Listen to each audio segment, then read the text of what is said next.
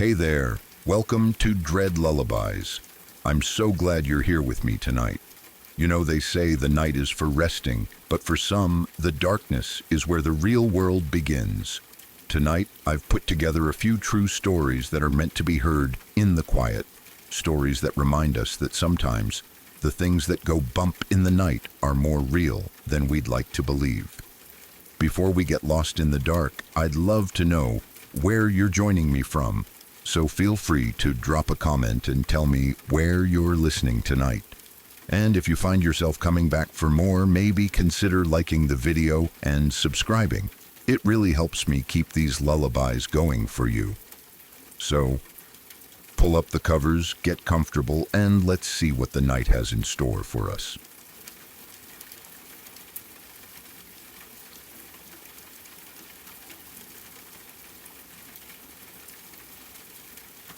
I'll rewrite it cleanly, keeping the same events and tone but smoothing the flow, tightening the language, and making it feel like a single uninterrupted narrative. No headings, no bold, no added facts, no sensational changes, just a polished, immersive retelling that stays close to the original and reads naturally for a USA/UK/Canada audience. This is one of those stories that still makes my stomach tighten every time I think about it. It isn't a ghost story, and it isn't something you can brush off as imagination or coincidence. What makes it terrifying is how real it is. It's frightening because it could happen anywhere, to anyone, and because it only takes a few seconds for everything to change in a way you can never undo. I first heard this story years ago from a friend of my parents. It didn't happen to him directly, but to a woman he worked with. He described it as the kind of story that moved quietly through the workplace, not as gossip, but as something people talked about in low voices with a kind of stunned seriousness. Even retelling it made him visibly uncomfortable. He said it was the sort of thing that stayed with you, the way certain stories do when they feel too close to real life. When he told it to me, I could tell it had never left him. The woman it happened to was a colleague of his. She was in her mid-30s, a normal working mother with a routine life. There was nothing reckless or careless about her. She wasn't irresponsible or distracted. She was just a parent on holiday, doing what families all over the world do every year. She was traveling in Portugal with her family, trying to enjoy the summer, make memories, and relax. They were staying at a hotel, and one day she decided to go shopping with her young daughter at a supermarket nearby. It was a normal place, busy with both locals and tourists. Families were moving through the aisles, people were chatting, carts were rolling over tile floors. There was nothing about the environment that felt unsafe. In fact, that sense of normalcy is part of what makes the story so unsettling. This wasn't a quiet side street or an isolated location. It was a bright public space filled with people in the middle of the day. The mother and daughter walked through the supermarket together, holding hands. Like most parents, the mother was careful. She kept her child close. She was paying attention to where she was and what she was doing.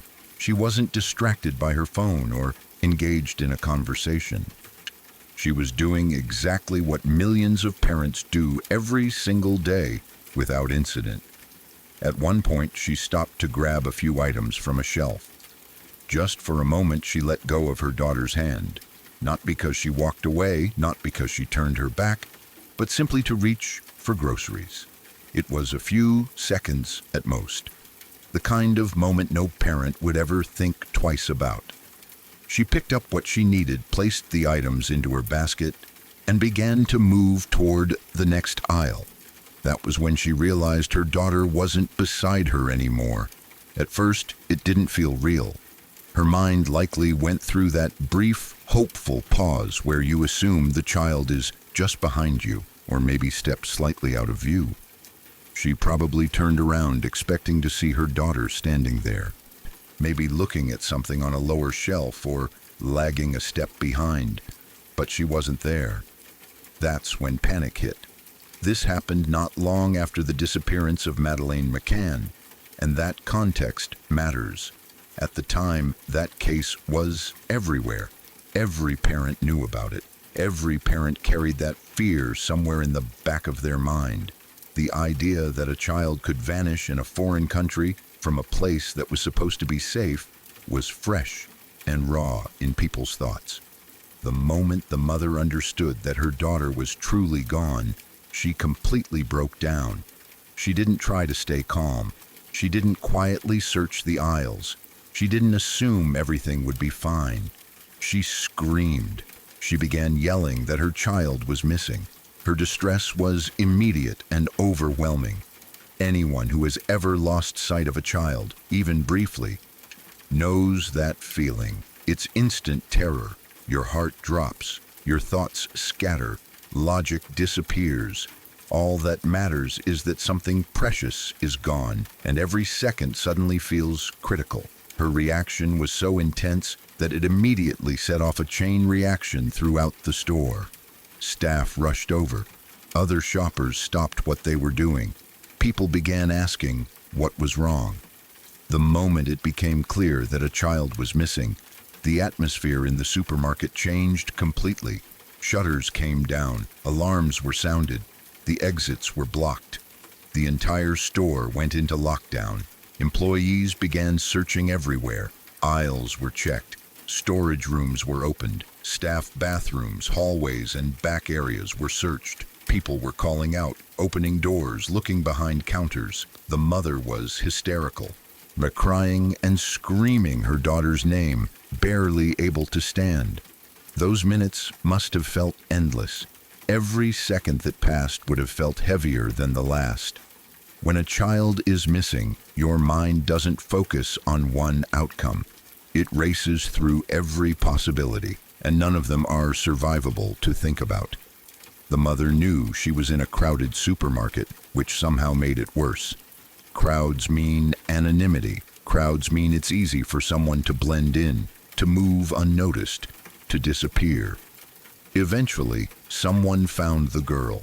She was in the bathroom. She was alive. But what they found there made it horrifyingly clear how close this had come to becoming something far worse. The child's hair had been cut, not styled or trimmed in a harmless way, but altered enough to change her appearance. She was also wearing different clothes, plain clothes that were not what she had been wearing when she entered the store with her mother. Someone had taken the time to do this. Someone had planned it. Someone had been working quickly, calmly, and with intention. This was not a child who had wandered off. This was an attempted abduction. The realization must have hit everyone at once. The mother, the store staff, the shoppers. All of them suddenly understood what had almost happened. If the search had taken even a little longer, if the mother had hesitated, instead of screaming immediately, if the store hadn't reacted so quickly and decisively, that child would have been gone. Gone for good. Whoever had taken her had been interrupted. They didn't get the chance to finish what they were doing. Cutting a child's hair and changing their clothes is a known tactic. It's done to make a child harder to recognize, harder to describe, easier to walk out with unnoticed. The fact that this process had already begun inside the store is what makes the story so chilling. This wasn't random. This wasn't impulsive. This was someone who knew exactly what they were doing. The idea that all of this happened in just a few minutes is what really gets under your skin. A child can be targeted, taken, altered, and nearly removed from a public place faster than most people want to believe. And all it took was a parent letting go of a hand for a few seconds to grab groceries. That detail is brutal because it's so ordinary. Every parent has done that. Every parent will do that. It's unavoidable. That's what makes the story so frightening. It doesn't rely on bad decisions or obvious mistakes. It relies on normal life, on routine, on moments so common they don't even register as risks until it's too late. The mother did everything right once she realized something was wrong. She didn't waste time. She didn't second-guess herself. She didn't worry about embarrassment or making a scene. She trusted her instincts and reacted immediately. loudly, and without hesitation. That response is likely the only reason her daughter was found. The speed of the reaction mattered. The chaos mattered. The lockdown mattered. Every one of those actions closed off opportunities and forced whoever was responsible to abandon their plan. Thinking about how close it came is what gives people chills when they hear this story. The idea that a few seconds either way could have changed everything. That's not exaggeration, that's reality. I don't know what happened afterward. The story was told from the perspective of shock and fear, not investigation. I don't know if the person responsible was caught or if they disappeared into the confusion. I don't know what long-term impact this had on the mother or the child. But it isn't hard to imagine. Even when the worst outcome is avoided, an experience like that leaves scars. That mother will never shop the same way again. She will never let go of her child's hand without a flicker of fear. That child, even if she doesn't consciously remember the details, may carry fragments of it. Sensations, confusion, a deep, wordless understanding that the world can change suddenly. For everyone who hears this story, it plants a seed. Not paranoia, but awareness. It forces you to accept something uncomfortable. That danger doesn't always announce itself. That it doesn't always look suspicious. That it can exist in bright, crowded, familiar places. That people who do terrible things don't always look like monsters. And it highlights something else that matters deeply. Instinct matters. The mother didn't stop to question whether she was overreacting. She didn't worry about being judged. She didn't hesitate. She acted immediately and loudly, and that made all the difference. It's easy to imagine how this story could have ended differently. If she had searched quietly, on her own. If she had waited to see if her daughter reappeared.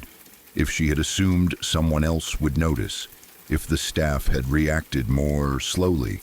Any one of those choices could have changed the outcome. That's why this story stays with people. It isn't just about what happened. It's about how fragile safety really is, and how thin the line can be between a scare and a lifelong tragedy. Thinking about it still gives me chills, not because it's mysterious, but because it's real, because it happened, and because it shows just how much can hinge on a few seconds, a scream and the refusal to stay quiet when something feels wrong.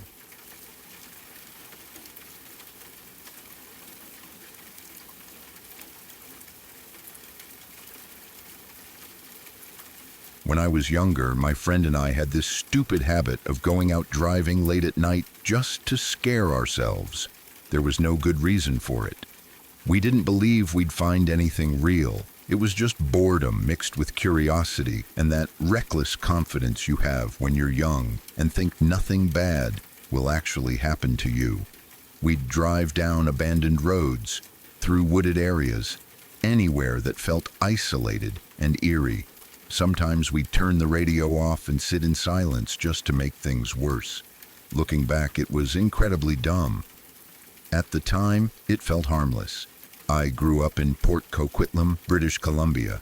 That detail matters. For anyone who knows the area, it's impossible not to be aware of the shadow that hangs over it because of Robert Picton. His farm was only about a 5-minute drive from where I lived. He was already in prison by then, long since locked away, but the farm was still there. It hadn't disappeared. It hadn't been torn down. You could still see it clearly from the street. Everyone knew where it was. No one really talked about it openly, but everyone knew. It was one of those places that existed in the background of your life. Uncomfortable, but real. You didn't go there. You didn't need to. Just knowing it was there was enough. One night, my friend and I decided to drive past the farm. There was no plan beyond that. No intention to stop. Just to see it. Morbid curiosity got the better of us, and we justified it the same way people always do, by pretending it was just another creepy place to look at from a distance. It was around 2 a.m. The streets were completely empty. No cars, no pedestrians, and no lights in windows. Everything felt shut down, like the world had gone to sleep and left us alone with our bad idea. We drove slowly, both of us quiet now, the joking gone. As the farm came into view, the first thing we noticed wasn't the buildings themselves. It was the gravel. There were massive piles of it, easily 10 to 15 feet high. Just huge mounds sitting there, uneven and rough, catching what little light there was from the car's headlights. They didn't look like something you'd casually pile up. They felt intentional, heavy, like part of some larger operation that no one wanted to explain. Then we saw the chair. On top of one of the gravel piles was a small school chair, the kind you see in elementary schools, the extra tiny ones meant for little kids, bright enough to stand out even in the dark, completely out of place. Why, it sat there alone, balanced on top of the gravel like it had been placed there deliberately. We both noticed it at the same time. We didn't say much about it, just exchanged a glance. It was weird, but weird things exist in the world. People do strange stuff all the time. We told ourselves not to read into it. We reached the end of the road and pulled a slow U-turn to head back toward home. As we came back down the road, we slowed almost without meaning to. Neither of us said it, but we both wanted another look at that chair. It didn't make sense, and because it didn't make sense, it stuck in our minds. I want to be clear about this part. There was no one else around, no cars parked, no headlights in the distance, no movement at all. The area felt completely abandoned, like we were the only two people awake in that part of the world. Now, as we slowed down to look at the gravel pile again, something moved in my rearview mirror. At first, I thought it was just my imagination, a shadow, a trick of light, but the movement was too distinct to ignore. I glanced at the mirror again. There was a huge truck behind us. No headlights. It was so close that it was almost touching our bumper, inches away, close enough that I could see its shape clearly, but not its details. Just this massive, dark presence filling the mirror, appearing out of nowhere. My body reacted before my brain did. Fear hit me like a punch to the chest. I froze completely, my mouth going dry, my hands turning cold. I don't think I'd ever felt that level of sudden terror before. It wasn't a slow build. It was instant, overwhelming. I barely managed to scream at my friend to step on it, not calmly, not clearly. It came out as a panicked shriek. For a split second, she didn't understand what I was yelling about. Then she looked in the mirror.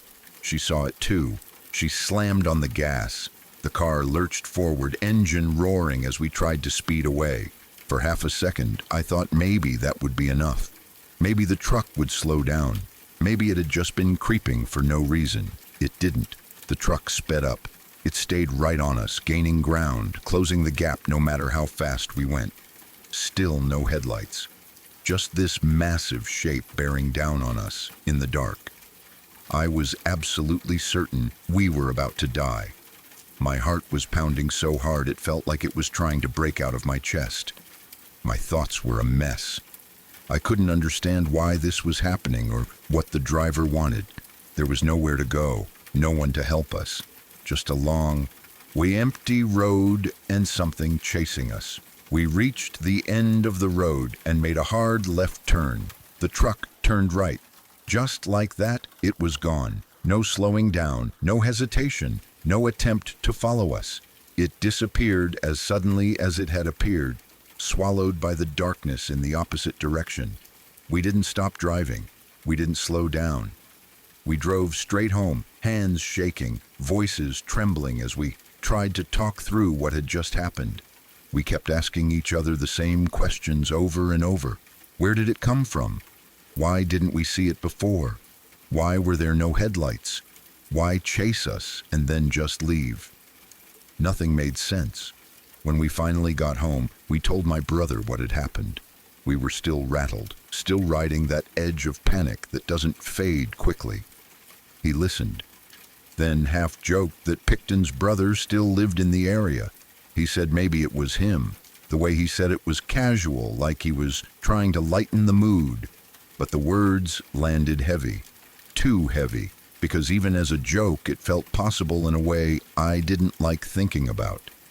I laughed it off at the time, but that thought never really left me. To this day, I don't know who was driving that truck. I don't know why it was there. I don't know why it followed us so closely or why it turned away at the last second. It could have been anyone, a farmer, a neighbor, someone annoyed that we were creeping around at night, someone who wanted to scare a couple of stupid kids. But in the back of my mind, there's always that other thought, the one I don't like to sit with for too long. The idea that maybe someone connected to that place didn't want us there, that maybe we weren't just being reckless, but unwelcome. What scares me most isn't the idea of a ghost or something supernatural. It's the idea that something very real, very human, noticed us and decided to act. That feeling of being hunted, even for those few seconds, is something I've never forgotten. It wasn't mysterious fear, it wasn't imagined, it was raw survival panic.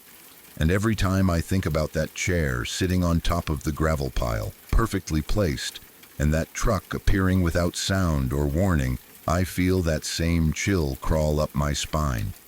Whatever that was, I'm glad we didn't stay long enough to find out more. Some places carry a weight that doesn't fade when the worst is over, and sometimes, no, curiosity is the most dangerous thing you can bring with you.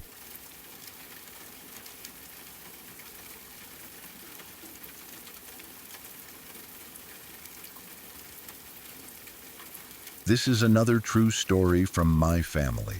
It happened to my mom and one of her friends when they were in high school.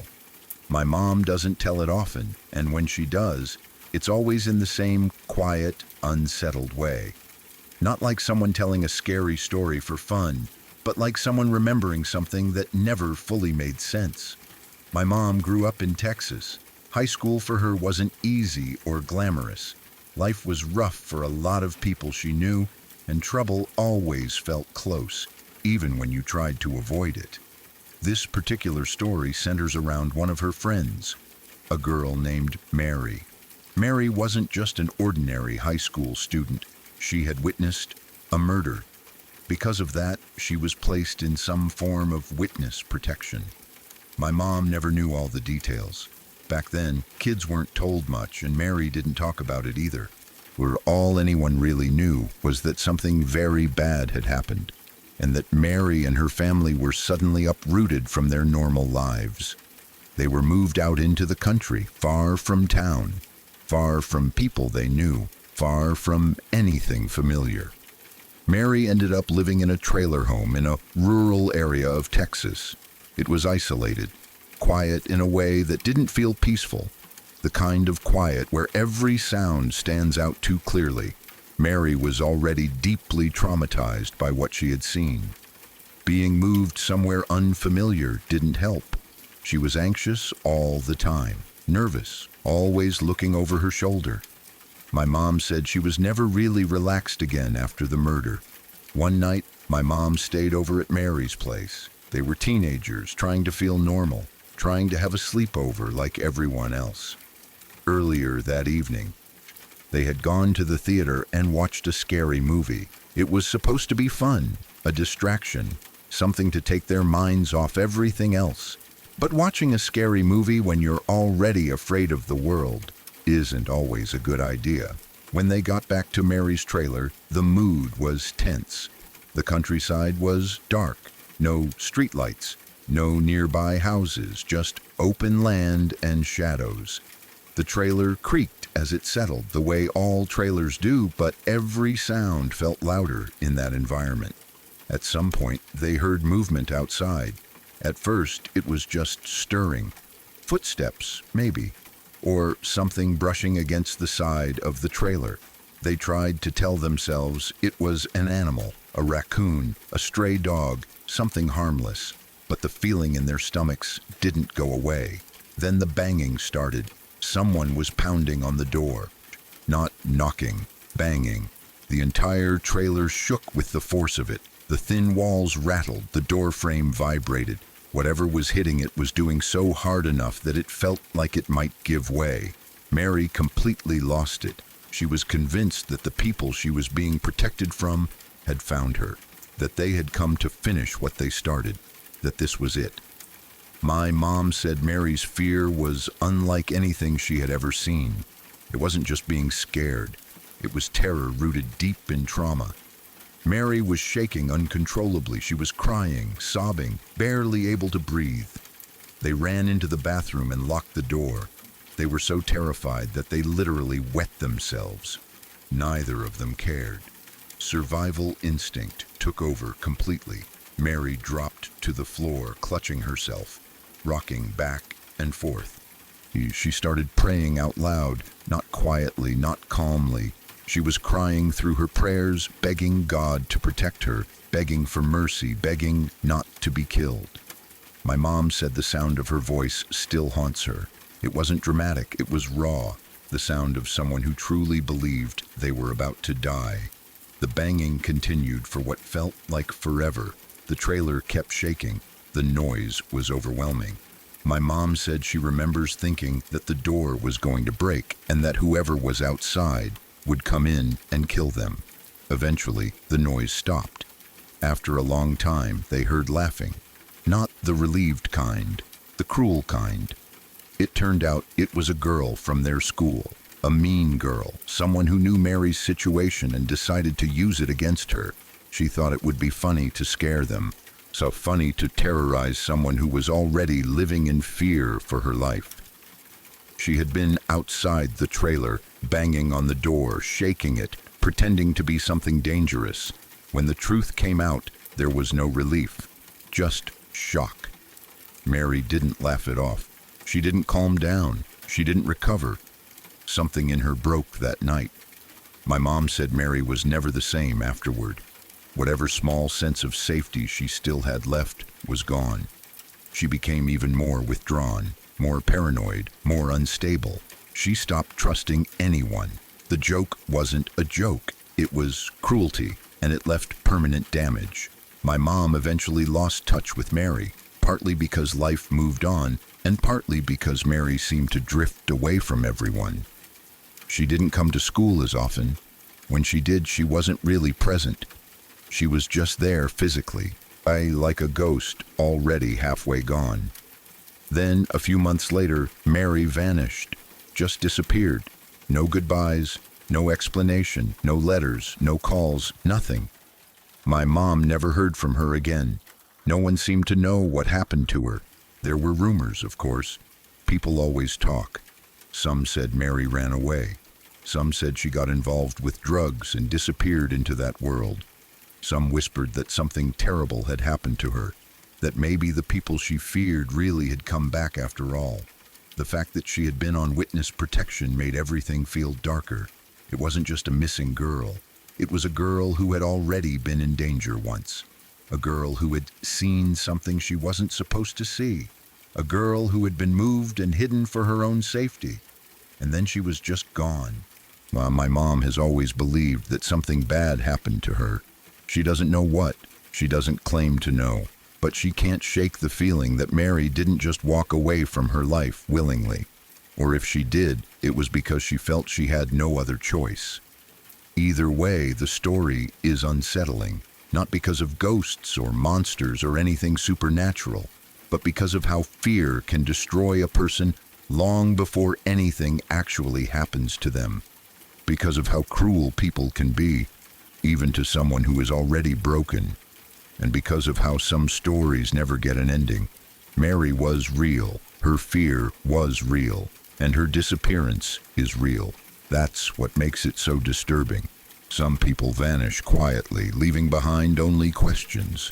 And sometimes the scariest part isn't what you know, but what you'll never find out.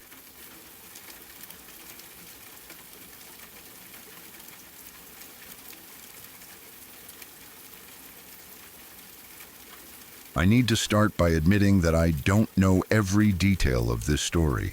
I don't remember the exact town, and I'm not even 100% sure about the state, though I'm fairly certain it was Maine. I also don't remember the names of the people involved. This is something my mother told me years ago, and while some of the specifics have faded, the core of the story never has. It's one of those things that burrows into your mind and refuses to leave, not because of shock value alone, but because of the questions it raises about human behavior and how far things can go without anyone noticing. My mother had a friend, possibly a co-worker, who lived in a quiet residential area, the kind of place where people know each other well enough to exchange small talk, but not well enough to really know what's happening behind closed doors. It wasn't isolated or run down. It wasn't the sort of place you'd expect anything truly horrific to happen. It was normal. That's an important part of this story, because nothing about the situation stood out at first. This woman lived next door to a family she considered completely ordinary. There was a husband and a wife, and they had 2 young sons. From the outside, there was nothing strange about them. They weren't reclusive. They weren't loud. They didn't attract attention. They appeared to live a typical life, the kind you see all around you without ever questioning it. If you passed their house, you wouldn't think twice. If you saw them outside, you wouldn't feel uneasy. They blended in perfectly. Then one day, something small happened. My mother's friend was sitting in her house when she noticed a smell. At first, it was barely there. One of those vague, faint odors that makes you pause for a moment and then doubt yourself. It wasn't overpowering. It wasn't immediately repulsive. It was the kind of smell that makes you think maybe the trash needs to be taken out, or maybe something spilled somewhere, or maybe you're just imagining it. It lingered lightly in the air, just enough to be noticed, but not enough to demand action. She brushed it off. Over the next day, though, the smell didn't go away. It was still subtle, still not strong enough to clearly identify, but it was persistent. That alone can mess with your head. When something doesn't quite make sense, but also doesn't feel urgent, you tend to ignore it. You tell yourself it's nothing. You don't want to be dramatic. You don't want to jump to conclusions. So she kept living her life, occasionally noticing the smell and then pushing it aside. By the second day, things changed. The smell grew stronger. It wasn't subtle anymore. It wasn't something you could easily explain away. It had crossed that invisible line from maybe it's in my head to something is definitely wrong. It was heavier, more unpleasant, and it lingered in a way that made it impossible to ignore. She could tell it wasn't coming from her own home. It seemed to be drifting in from outside, seeping in through walls or vents or windows. That's when concern turned into alarm. She didn't immediately assume the worst. Most people don't. Your brain tries to find reasonable explanations first. Maybe an animal had died somewhere nearby. Maybe there was a plumbing issue. Maybe a neighbor had garbage rotting somewhere. Even then, the smell felt wrong in a way she couldn't fully articulate. It didn't match those explanations cleanly. After 2 days of the odor growing steadily worse, she finally made the decision to call the authorities. That decision alone likely saved her from carrying even more guilt than she already does, because what they found next was beyond anything she could have imagined. When the authorities arrived, they started tracing the source of the smell. It didn't take long to determine that it was coming from the neighboring house, the house where the family lived. The husband, the wife, and their 2 sons, the same family that had seemed so normal. When they entered the house and investigated, they discovered something so horrific that it still doesn't feel real, even when told as a story. The parents had placed their 2 sons in the oven. She turned it on and left it that way. There was no accident involved. This wasn't a tragic mistake. It wasn't a fire that got out of control. It wasn't negligence in the usual sense. It was deliberate, intentional, planned. The children had been cooked, and the parents had done nothing to stop it. When I first heard this story, my immediate reaction was disbelief. Not because I thought my mother was lying, but because my brain simply refused to accept that something like this could happen in a quiet neighborhood. carried out by two people working together. One person committing an act of extreme violence can sometimes be explained, at least loosely, by severe mental illness, psychosis, a break from reality, a single mind unraveling, but two people. That's where it becomes harder to wrap your head around. When one person commits an act like this, we often reach for the word insanity. It's a way of distancing ourselves from the act, of saying that this person was not thinking the way normal people think. It creates a boundary between us and them. But when two adults conspire together, make the same choice, and carry it out side by side, the explanation feels less satisfying. It doesn't feel like a sudden break. It feels like something else entirely. What kind of shared mindset allows two grown adults to agree on something so horrific? What kind of psychological space do you have to be in where this doesn't trigger immediate horror, guilt, or self-interruption? How do you get from normal family life to something this extreme without anyone noticing a descent along the way? That's the part that still bothers me. Oh, it's easy to label something like this as pure evil, but that word feels too vague. It doesn't explain anything. It doesn't help us understand how or why it happened. It just slaps a label on the outcome and moves on. While the act itself is unquestionably monstrous, I've always felt uneasy stopping the analysis there, because if we stop at evil, we don't learn anything. There are some psychological explanations that might apply, though none of them are comforting. One possibility is shared psychosis, sometimes called folie à deux. In rare cases, two people in a close relationship can share the same delusional beliefs, reinforcing each other's distorted view of reality. If one partner develops a severe psychotic disorder and the other is emotionally dependent, isolated, or submissive, they can be pulled into that delusion as well. Now, but even that explanation feels incomplete. Another possibility is extreme neglect combined with dehumanization. In some abusive households, children stop being seen as people and start being seen as burdens, objects, or extensions of parental frustration. Over time, empathy erodes, boundaries collapse, behavior escalates. Still, most cases of neglect, even severe ones, don't cross into something this extreme. There's also the role of isolation. When two people live largely cut off from others, without meaningful outside feedback, their internal logic can become warped. Without social correction, abnormal thoughts can normalize within the small bubble of the household. What would horrify an outsider may feel justified or inevitable to those inside. None of these explanations excuse what happened. They don't make it less horrifying. But they do suggest that insanity doesn't always look like chaos or screaming or obvious warning signs. Sometimes it looks quiet, cooperative, domestic. Sometimes it looks like a normal couple living next door. What chills me most is how invisible the situation was until it was far too late. No one noticed obvious warning signs. No one suspected abuse or danger. The family didn't stand out.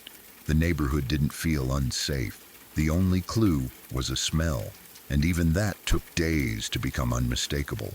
It forces you to confront an uncomfortable truth. We want to believe we can recognize danger when it's near us. We want to believe that people capable of horrific acts look different somehow, that there will be red flags, that we'll feel it in our gut. But stories like this show how unreliable that belief can be. Sometimes, the most horrifying things happen quietly, behind walls, carried out by people who look just like everyone else. I still think about my mother's friend sitting in her house, slowly becoming aware that something wasn't right. I think about how easily she could have ignored it for longer, how easily it could have gone on. I think about the moment she finally made the call, not knowing what she was about to uncover, only knowing that she couldn't ignore it anymore. And I think about those children whose lives ended in a way that defies comprehension. Without anyone outside that house, knowing what was happening until it was over. That's what makes this story stick with me. Not just the act itself, but the realization that the line between normal and unthinkable can be thinner than we want to believe. That sometimes the scariest things aren't monsters or strangers, but ordinary people living ordinary lives, doing something so unimaginable that even years later, you're still searching for words that make it make sense. I don't know if there's a single psychological explanation that fully accounts for something like this. Maybe it was insanity. Maybe it was shared delusion. Maybe it was something else entirely. Whatever the cause, the outcome remains the same, and the questions linger long after the facts are known.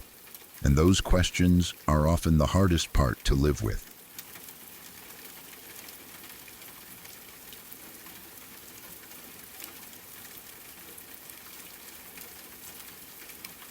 I don't know how many people will ever read this, or if it will get lost among 1,000 other stories, but this is something that has stayed with me for years.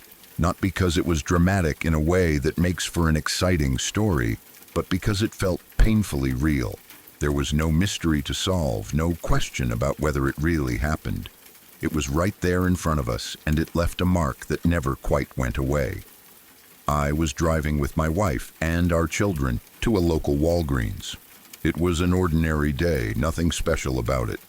We were talking casually, thinking about errands, the usual things families think about when they're out together. It was cold outside, and it had been raining on and off. Not a storm, just enough rain to make everything damp and uncomfortable. The kind of weather where you're grateful to be inside a warm car. As we were driving, my wife suddenly slammed on the brakes. She didn't say anything at first. She just stopped the car and pointed straight ahead into the street. Her face had gone tense in an instant. I followed her finger with my eyes, trying to understand what had made her react like that. That's when I saw them.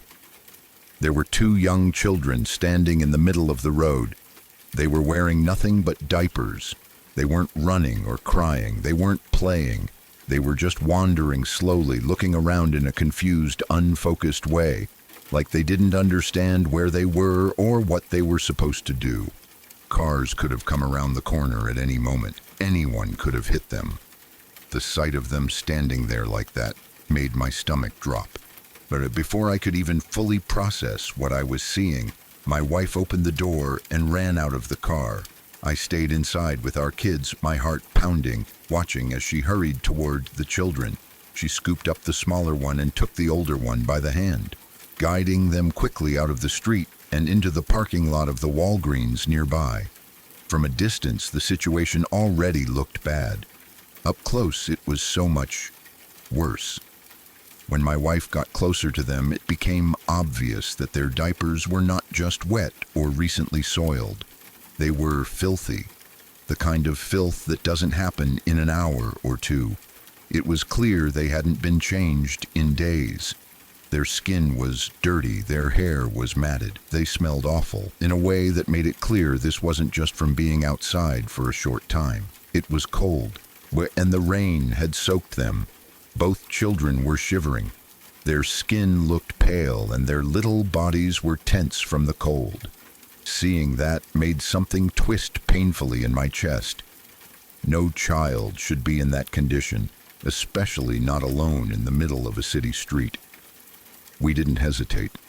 We called the police immediately and told them exactly what we had found. Then we stayed right there with the children, waiting for help to arrive. The younger child was very small, maybe around 2 years old. When my wife held him, he didn't cry or resist. He just sort of melted into her arms. He looked calm, almost content, like he was relieved to finally be getting some attention. That alone broke my heart. It felt like he was so used to being ignored. That simple kindness felt like enough. The older child was around 4 or 5 years old. He was still wearing a diaper, which in itself was concerning, but what stood out even more was that he couldn't speak at all. He didn't say a single word. When anyone came too close, he would grunt or whimper softly. His eyes were wide, full of fear. He flinched at sudden movements. He tried to pull away and run, not in a playful way, but in a panicked way, like he didn't trust anyone near him. I stayed close to him, trying to gently keep him from running off into the parking lot or the street again. I didn't want to grab him or scare him more than he already was. Eventually, I wrapped a warm blanket around him and sat nearby, humming softly. It felt like the only thing I could do. After a while, he calmed down enough to stay in one place, but he never really relaxed. His body stayed tense, like he was always ready to bolt. The police arrived about 10 to 15 minutes later. They took our statements, asking us what had happened, where we had found the children, and what condition they were in. We told them everything. The officers were calm but serious. You could tell they understood immediately that this was not a simple misunderstanding. Not long after that, paramedics arrived as well. They checked the children to make sure they weren't in immediate danger from exposure or hypothermia. The kids were cold, but thankfully still responsive. Watching strangers poke and prod them made me uneasy, but I knew it was necessary. These kids needed help far beyond what we could give them in that moment. We waited there with them for a long time. Time felt strange, stretched out. Yeah, every minute made me think more and more about how long those children might have been alone before we saw them. How long they had been cold, how long they had been hungry, how long they had been neglected. About an hour after we had first found them, a woman wandered onto the scene.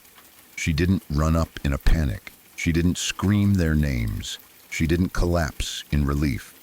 She walked over slowly and casually and said that the children were hers.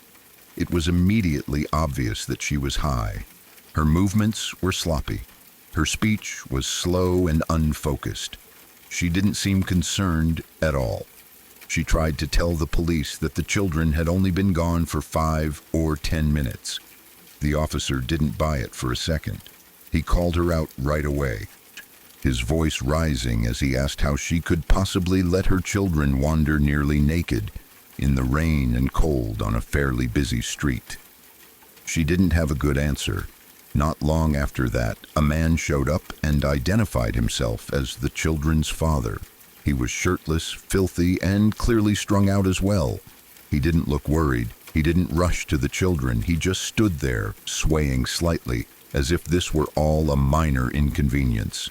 The officer asked about the older boy, specifically why he wasn't speaking. The parents said he never talked.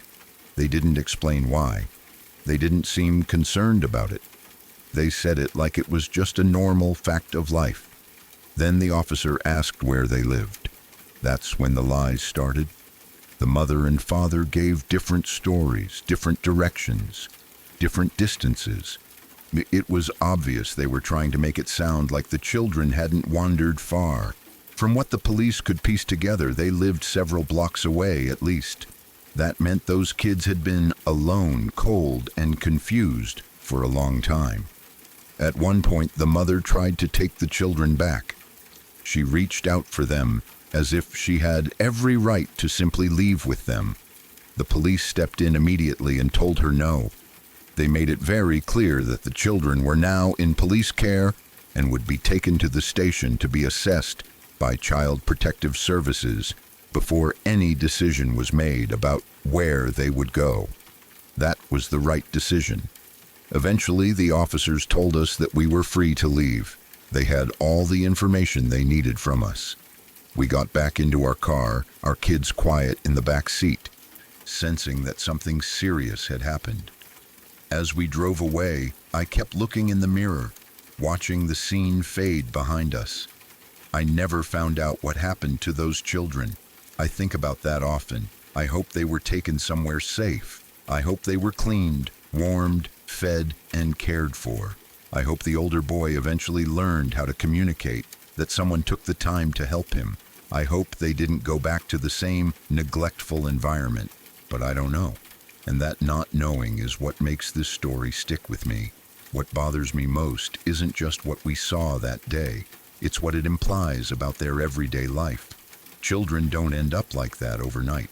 Filthy diapers, fear, muteness, wandering alone in the cold. Those things point to long-term neglect, to a life where basic needs weren't being met, to adults who either couldn't or wouldn't care for them.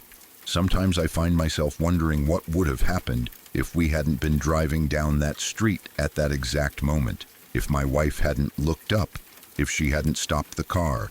Those children could have wandered further. They could have been hit by a car. They could have disappeared entirely. The thought of that makes me feel sick.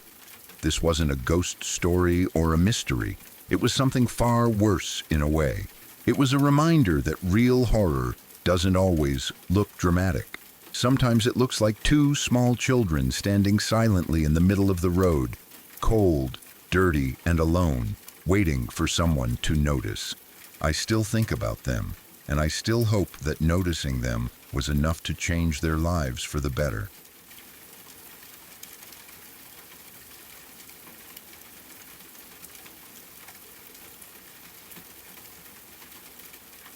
I was 7 years old when this happened, and even now, so many years later, it's something that drifts back into my thoughts from time to time.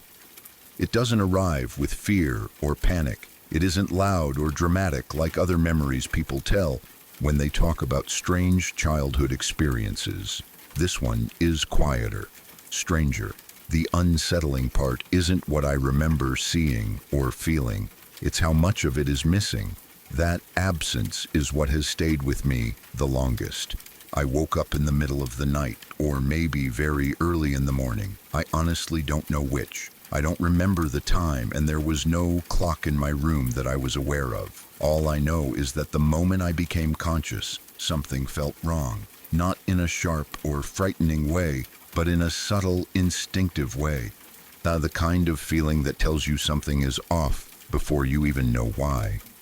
What stands out to me most is how awake I felt. I wasn't groggy, I wasn't half dreaming, I wasn't confused in the way you usually are when you wake up suddenly. My mind felt clear, focused, alert. Even at 7 years old, that struck me as unusual. It felt like I had been awake for a while already, even though I knew I had been sleeping. The first thing I noticed was that I was naked. That realization didn't come with panic or embarrassment at first. It was more like confusion, a quiet, puzzling confusion. I knew, even at that age, that I didn't sleep without clothes. I always wore pajamas to bed. That was normal. That was routine. I had no memory of taking them off and no sense that I had chosen to do so. I sat up in bed, looking down at myself, and trying to understand how I could be in that state without remembering how it happened. My mind searched for something, anything that could explain it. A dream, a moment of wakefulness, some memory of being uncomfortable or too hot. There was nothing. My memory before that moment was completely blank. No dreams, no images, no sounds, no feelings. It was as if my awareness had simply switched on in the middle of something that was already finished. That's when I noticed the window. My bedroom only had one window. I knew it well. It faced the side of the house and was usually closed tight at night. The screen was always in place. I wasn't allowed to open it by myself, and I definitely wasn't strong enough to remove the screen even if I wanted to. But that night, the window was open wide, not cracked, not pushed up an inch or two. Fully open. Cold air drifted into the room, and I remember feeling it on my skin. When I looked more closely, my eyes were drawn downward past the open window toward the outside wall.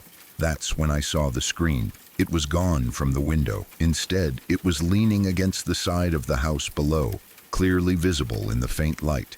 It hadn't fallen. It looked placed, propped carefully, almost neatly against the wall. I stared at it for a long time. Even at 7 years old, I knew this wasn't normal. I didn't open windows in the middle of the night. I didn't remove screens. I didn't climb outside. And I definitely didn't remember doing any of those things. What unsettled me most was how calm everything felt. There was no sense that something had just happened. No lingering fear. No rush of adrenaline. No feeling of danger passing or relief setting in. The room felt still, quiet, empty, like whatever sequence of events had led to that moment was already long over. I tried to remember going to the window, nothing. I tried to remember getting out of bed, nothing. I tried to remember being cold, or scared, or startled awake, nothing. It felt like there was a hole in my memory, a clean cut, like the tape of my life had skipped ahead without warning, and I had been dropped back in with no explanation. I didn't cry, I didn't scream, I didn't panic, I simply got out of bed. I walked down the hallway toward my mother's room. I don't remember feeling frightened as I walked. I don't remember feeling rushed. I just knew in a very simple way that something wasn't right and that she was the person who was supposed to fix things like that. I stood in her doorway and woke her up. I don't remember the exact words I used. I only remember the feeling of trying to explain something that didn't make sense even to me. I must have told her about the window, or about being naked, or about waking up confused. I don't know which detail I mentioned first, or if I mentioned all of them. What I remember clearly is her reaction. She barely woke up. She rolled over slightly, still half asleep, and told me I was fine. That was it. No sudden alarm, no sitting up in bed, no getting out of the room to check on me, no questions, just reassurance. At that age, her calmness mattered more than the situation itself. If she wasn't worried, then I didn't need to be worried either. Children trust their parents completely when it comes to understanding the world. If she said nothing was wrong, then nothing was wrong. So I went back to my room. I put clothes on. I don't remember hurrying. I don't remember shaking or feeling scared. I just did it, like it was the natural next step. I climbed back into bed, pulled the covers over myself, and went back to sleep. No nightmares followed. No lingering fear. Just sleep. The next morning, life continued as if nothing had happened. At some point that day, I remember seeing my mother outside the house. She was placing the window screen back where it belonged. She didn't say anything to me about it. She didn't ask questions. She didn't explain anything. I didn't ask her either. It was as if we both silently agreed that there was nothing to talk about. And after that, it was never mentioned again. No explanations were offered. No stories were shared. No concern was shown. Days passed. Then weeks. Then years. As a child, I accepted it easily. Children are very good at accepting things when the adults around them act like everything is normal. I didn't dwell on it. I didn't question it. It became just another strange thing that had happened, filed away somewhere in my mind without much weight. It wasn't until I was older that the memory began to change. Not the details. Those stayed the same. What changed was how it felt to think about it. As an adult, the gaps in the story became far more unsettling than the event itself. The complete lack of memory, the open window, the removed screen, the calm response, the silence afterward.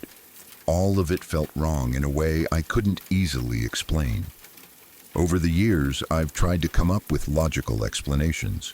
The most obvious one is sleepwalking. No children sleepwalk more often than adults. It can involve complex behaviors, not just wandering around aimlessly. Some people open doors, some move furniture, some even leave the house. Sleepwalking could explain the lack of memory, the calmness, and the fact that I didn't feel fear when I woke up. It could also explain why my mother wasn't alarmed. Maybe she had seen something like this before. Maybe she recognized the signs and didn't want to scare me by making a big deal out of it. That explanation makes sense, but it doesn't fully satisfy me. I have no other memories of sleepwalking. No stories from my childhood about me wandering the house at night. No later incidents, no patterns, just this one isolated event standing alone in my memory with nothing else like it before or after. What stays with me isn't fear, it's uncertainty. The idea that something meaningful can happen in your life and leave behind almost no trace. that you can wake up in the middle of something already finished, with no way of knowing how it began or how it ended, that your own mind can close a door on an experience so completely that you're left standing in the aftermath without context. Sometimes I think about how easily I accepted my mother's reassurance, how quickly I went back to bed, how little disruption it caused at the time. And then I think about how, decades later, it still lingers in my thoughts, unanswered. I don't believe anything supernatural happened. I don't believe someone was in my room. I don't believe there was malicious intent. But I also can't say with certainty what did happen. And that's what makes it unsettling in its own quiet way. It's not a story about fear. It's not a story about danger. It's a story about missing time, missing memory, and how fragile our sense of continuity really is. About how easily the mind can erase an entire sequence of events and leave behind only the result. Some memories stay with you because of what you remember. Others stay with you because of what you never will. And this one, sealed off by time and silence, remains a small, unanswered question from my childhood that I don't think I'll ever fully solve.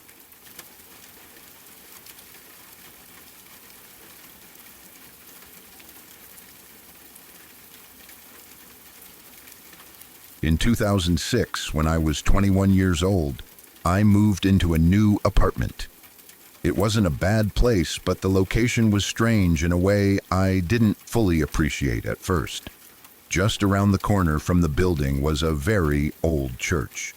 The kind of church you don't see built anymore. Heavy stone walls, tall, narrow windows, and a graveyard that had clearly been there for generations. Across the road from the church was a large park. At first glance, it looked like any normal public green space, trees, paths, benches, but if you looked closer, you could tell it hadn't always been a park. The land had clearly once been a cemetery. The council must have decided at some point to reclaim the space and turn it into something more useful, but they hadn't erased its past entirely. Old, weathered headstones still lined the walls of the park. Some were broken, some barely readable, all of them worn down by time. Behind the church, separating it from the park, was a footpath. It was technically a shortcut, and people used it often during the day. It was well lit and felt fairly safe when the sun was out. At night, though, it was quiet. Too quiet.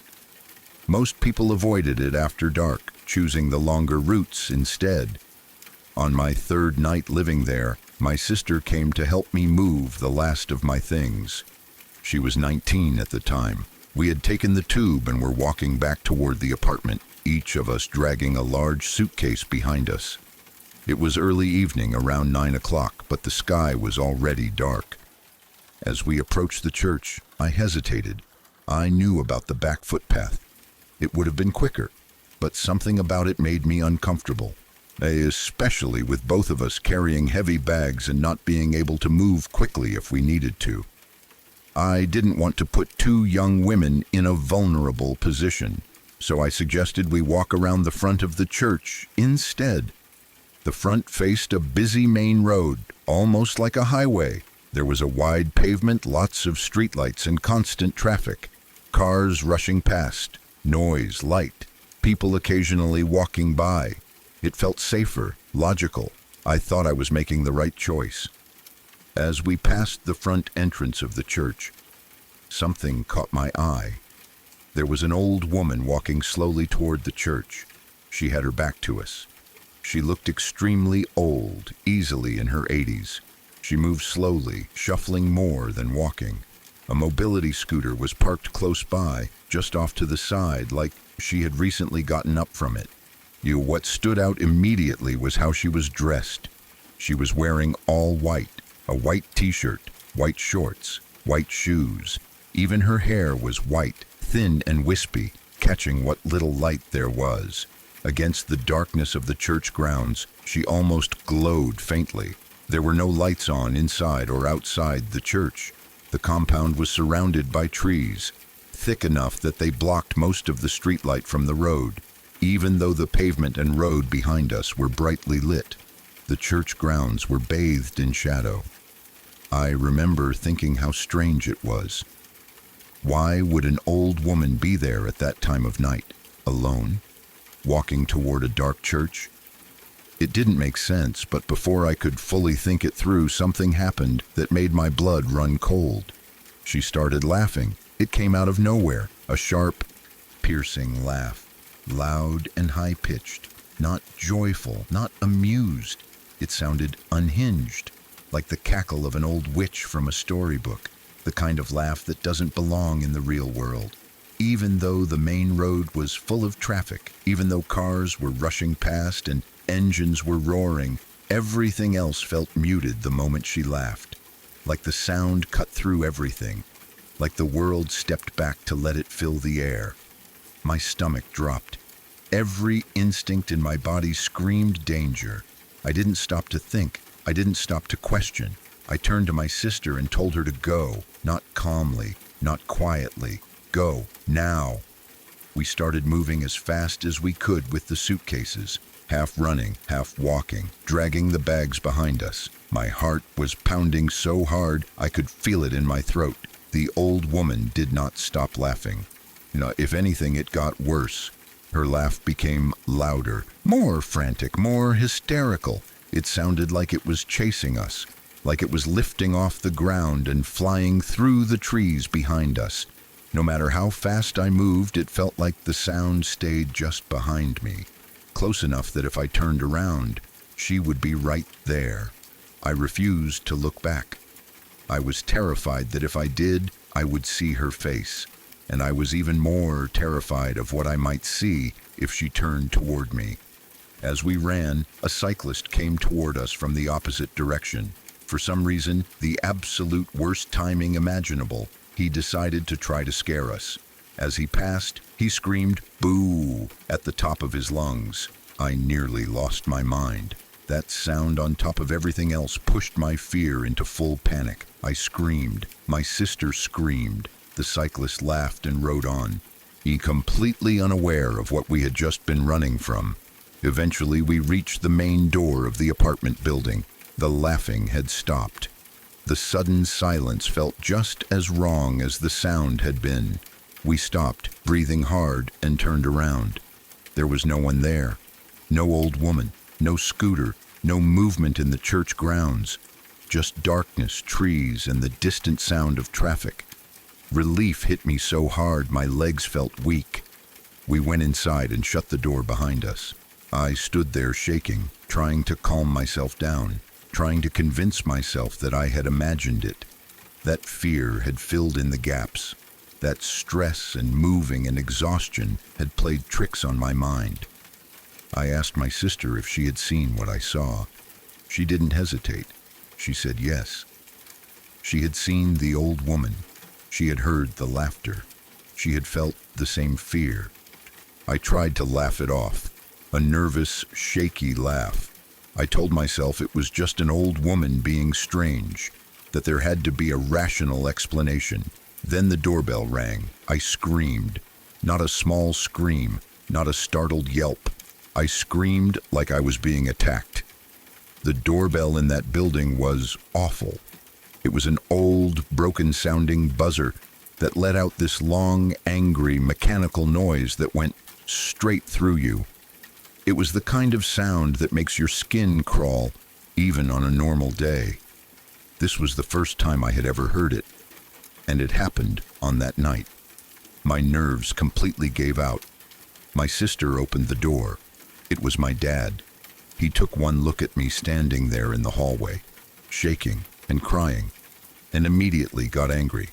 Not at me, but at the situation. He demanded to know what the hell was wrong, why I was in tears, what had happened. Through sobs and gasps, I told him that he had scared me by ringing the doorbell. He laughed, gave me a hug, told me I was fine. I don't think I told him what really happened that night. Some things are hard to explain, especially when you're still trying to convince yourself they weren't real. After that night, I never walked in front of the church again. Never, no matter the time, no matter how late or early, I always took the quiet back path, even though it scared me in a different way. At least that path felt predictable, empty, still. I didn't want to test what I had seen. I didn't want to know if the old woman was real, and I absolutely did not want to know what would have happened if she had turned around and looked at me. Some questions are better left unanswered. And some memories are terrifying not because they prove something impossible, but because they sit right on the edge of reality, close enough that you can never fully dismiss them.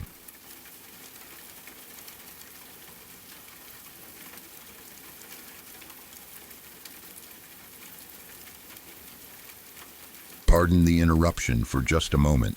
I hope these stories are keeping you on the edge of your seat tonight.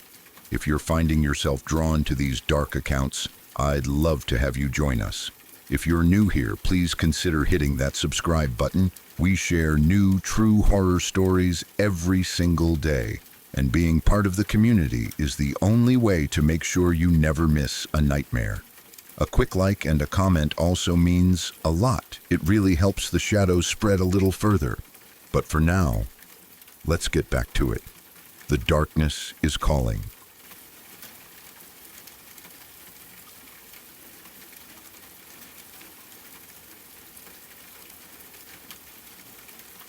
After reading through story after story like this for hours, I kept realizing how many things I had experienced myself that I had never really talked about.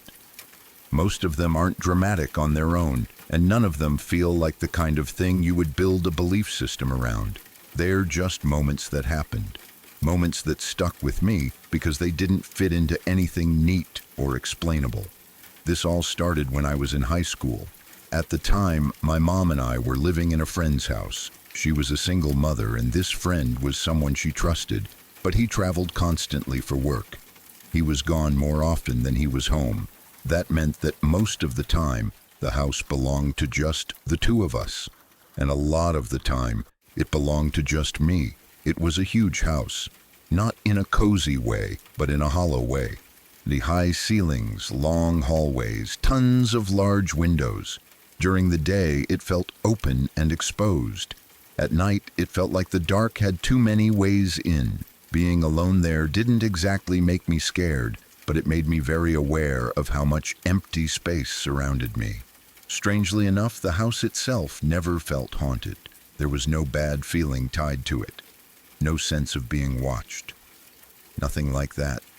The things that happened there never felt like they belonged to the house. They felt like they were happening around me instead. One afternoon, I was home alone. It wasn't late. It wasn't dark. It wasn't stormy. There was nothing about the day that felt tense or wrong. I was in my bedroom, relaxed, not afraid at all. I was sitting on the floor on the side of my bed closest to the door, leaning back against the bed frame. I had my guitar with me. I was playing and singing loudly, not worrying about bothering anyone because there was no one else in the house. I was fully into it, holding notes, letting my voice fill the room, not thinking about anything except the song. Then something happened that stopped me cold. As I was singing and holding a note, I heard another voice join in. It came from the other side of my bed. It wasn't faint. It wasn't distorted. It wasn't delayed the way an echo would be. It started while I was already singing, matching the note I was holding. It was clearly not my voice. The moment I stopped singing, the other voice stopped too. There was no fading, no continuation, just silence. I sat completely still, not frozen in fear at first, but stunned. My brain couldn't catch up to what had just happened. I remember sitting there for maybe 5 or 10 seconds, not moving, not breathing deeply, just trying to understand what I had heard. Then panic hit. I reacted without thinking. I violently ripped the covers off my bed, pulled them over myself, and curled up underneath, completely covering my head and body. I grabbed my phone and called my mom, my hands shaking as I did it. I stayed under those covers until she got home. I didn't stand up. I didn't leave the room. I didn't even peek out. The fear wasn't that something would hurt me.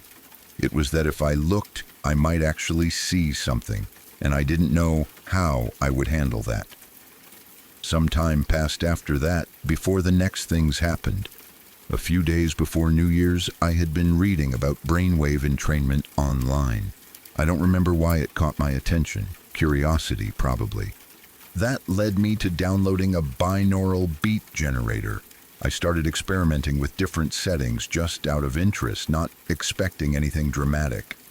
I created my own preset. It was a 10-minute track with 2 tones inversely sweeping through the 10 hertz range. I put my headphones on and listened. Nothing seemed to happen while I was listening. No visions, no strange feelings, nothing I could clearly point to. The next day, my mom asked me to take out the trash. I walked through the house toward the garage like I had done countless times before. I opened the garage door, and the moment I stepped from the garage into the driveway, something unbelievable happened. A cluster of colorful orbs appeared above my head. They weren't faint. They weren't flashes. They weren't after images or floaters. They were clearly defined, moving in 3-dimensional space about a foot above me. They swirled around each other, bright and vivid, like small balls of light with different colors. I stood there, staring straight up. They lasted only a few seconds, then they disappeared completely. I never saw them again. I stood in the driveway for a long moment afterward, trying to decide if I had imagined it, but I knew what floaters looked like. I knew what light tricks looked like. This wasn't that. It felt external, like something happening in space around me, not inside my eyes. A couple days later, on New Year's Day, I was working a shift at the grocery store up the street from our house. I worked in the produce department. It was a Deerberg's for anyone familiar with the Midwest. New Year's Day is always dead in grocery stores. That day was no exception. The store was nearly empty. I was the only person working on that entire side of the store, and there were no customers anywhere near me. Only a handful of employees were scheduled, and they were all spread out far away. I was in the prep room behind the swinging doors, trimming and packaging lettuce. I was using a large knife, focused on what I was doing. The room was quiet except for the sound of my work. At the back of the prep room was the door to the cooler. It was the only entrance, and it also swung on a double-sided hinge. Out of the corner of my eye, I saw a movement. Very clearly, I saw the cooler door swing open. I heard it too. Then I saw a man take a couple of steps toward me. I snapped my head toward the door instantly. There was no one there. The door hadn't moved at all. If it had swung open, even slightly, it would still have been moving when I looked at it, but it was completely still. Closed. Silent. Fear surged through me. Without thinking, I ran out of the prep room and into the store, still holding the giant knife in my hand. I didn't even realize I had it until I was standing out in the open, breathing hard, looking around like someone expecting an attack. After checking the area and finding nothing, I reluctantly went back and finished my shift. But for the rest of the day, I never took my eyes off that cooler door. I kept glancing over my shoulder, expecting something to be there again. Over the next several months, strange things became common. Too common. I started seeing people. Not clearly, not directly. It would always happen in the same way. I would see someone standing a few feet away from me, but just off to the side of my vision. A shape. A person. Close enough that my body reacted automatically. Every time I turned my head to look directly at them, there was nothing there. This happened so often that it stopped shocking me. I remember one day in particular. I was walking through the house and passed by the open door to the basement. In that moment, I vividly saw someone standing on the stairs, staring at me. I didn't stop. I kept walking. I remember thinking that if I stopped and looked directly, I wouldn't see anything, and I was right. That realization scared me more than the sightings themselves. The fact that I could predict the outcome, the fact that it had become routine. Eventually, it stopped. I stopped seeing people. I stopped noticing movement where there shouldn't be any. Things returned to normal slowly, quietly. Without any clear ending. I always believed it had something to do with the binaural beats. Not that I had summoned anything or opened a door in a supernatural sense. It felt more like I had adjusted my perception, like I had tuned my mind to something it normally filtered out. Not a presence in the house, but a change in how I experienced reality. It's been years now. I don't see anything anymore. I don't hear things. I don't feel that strange awareness I had back then. And honestly, I don't miss it at all. I've never liked exaggerating when telling stories. I don't think it's necessary. There's enough fiction out there already. I've always believed that the unedited truth is far more unsettling than anything dressed up to sound impressive. These things happened exactly as I've described them. I don't know what they mean. And I'm okay with that.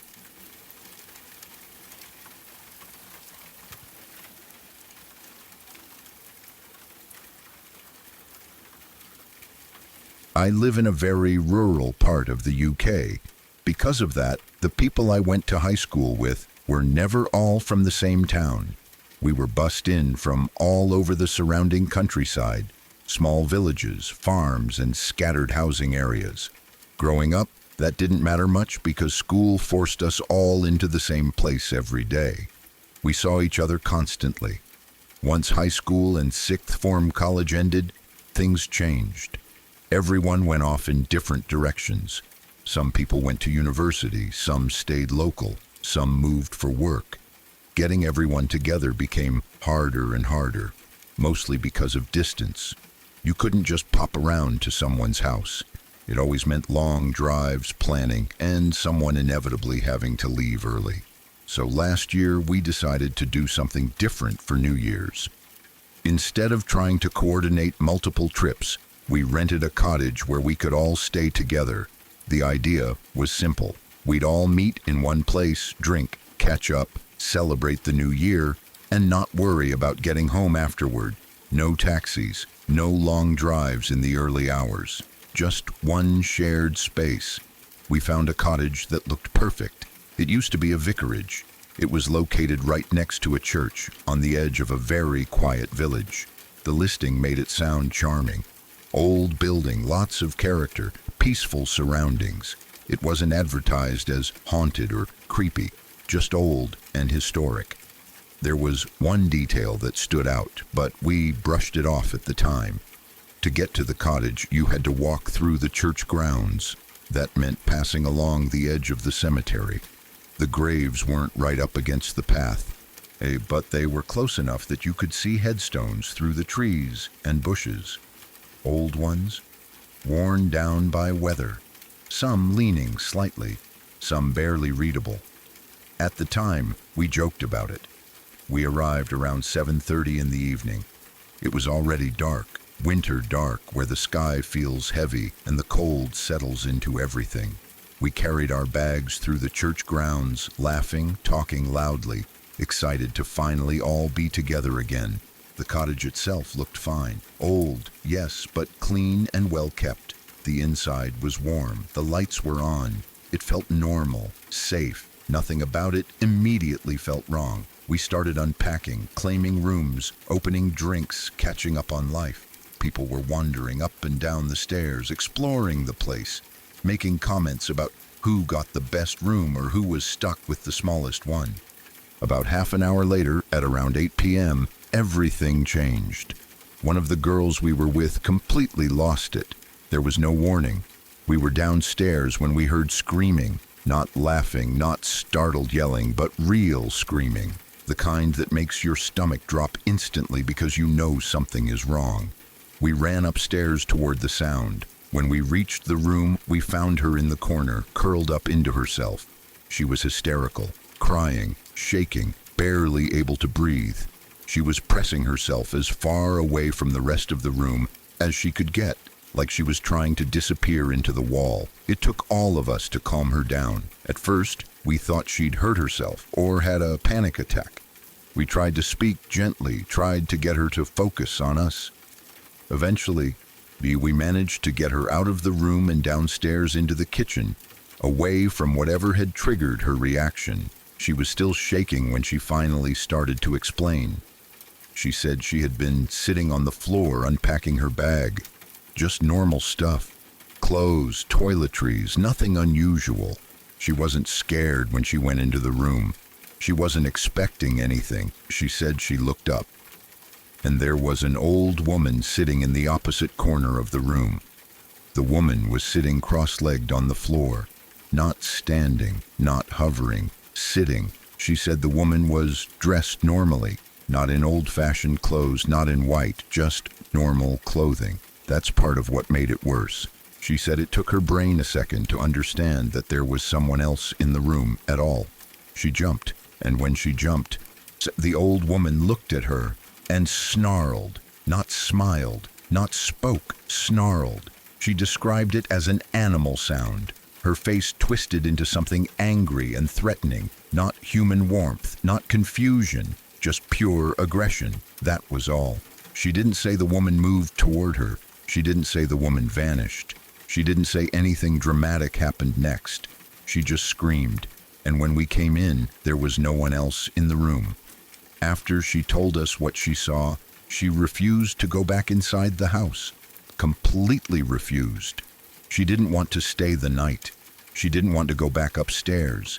She didn't want to talk it through or rationalize it. She wanted to leave.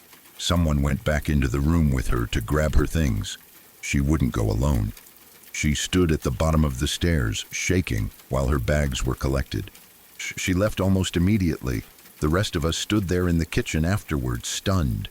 The mood was gone. The excitement we'd all arrived with drained out of the house like air from a punctured balloon.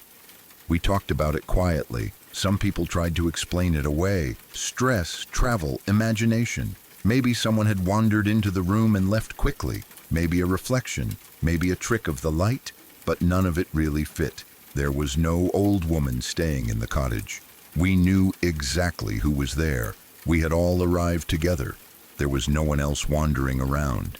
And the reaction she had wasn't the kind you fake or exaggerate for attention. She was genuinely terrified. To this day, we're all still friends. And to this day, she doesn't like talking about it. If someone brings it up, she changes the subject or goes quiet. It's not something she laughs about or tells as a spooky story. It clearly still affects her. We stayed the rest of the night. Nothing else happened. No noises, no sightings, no strange feelings. The house felt normal again, almost aggressively so, like it was determined to prove nothing else was wrong. But the damage was done. Every time someone walked past the staircase, there was a pause. Every time someone went upstairs alone, they moved a little faster. That one moment had changed the entire atmosphere of the place. The part that still sticks with me isn't even the idea of a ghost. It's the detail. An old woman sitting cross-legged on the floor, dressed normally, snarling, not acting confused, not surprised to be seen, not reacting like someone caught off guard, reacting like something that didn't want to be noticed. We joke about it sometimes now, years later, in the way people do to put distance between themselves and fear. Someone will call it demon granny or laugh it off. But the truth is, none of us went into that night expecting anything like that to happen. And one of us left changed by it. We still talk about that cottage occasionally, about how strange it was that it used to be a vicarage, about how close it was to the church, about how you had to walk through the cemetery just to get to the front door, and about how sometimes the scariest things don't build slowly. They just appear, snarl, and leave you with something you can't unsee.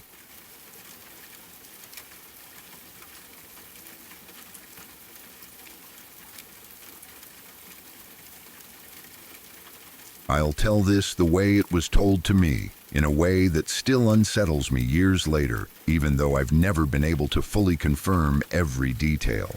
What made it so disturbing wasn't just the strangeness of it, but how quietly it fit into the rhythm of ordinary life until it was uncovered. I first heard this story in connection with humanitarian aid work in South America, possibly Chile, though the exact country was never stated with certainty. It was described as a very remote village, the kind of place that rarely appears on maps and where life moves slowly, shaped by routine, tradition, and familiarity. Everyone knew everyone else.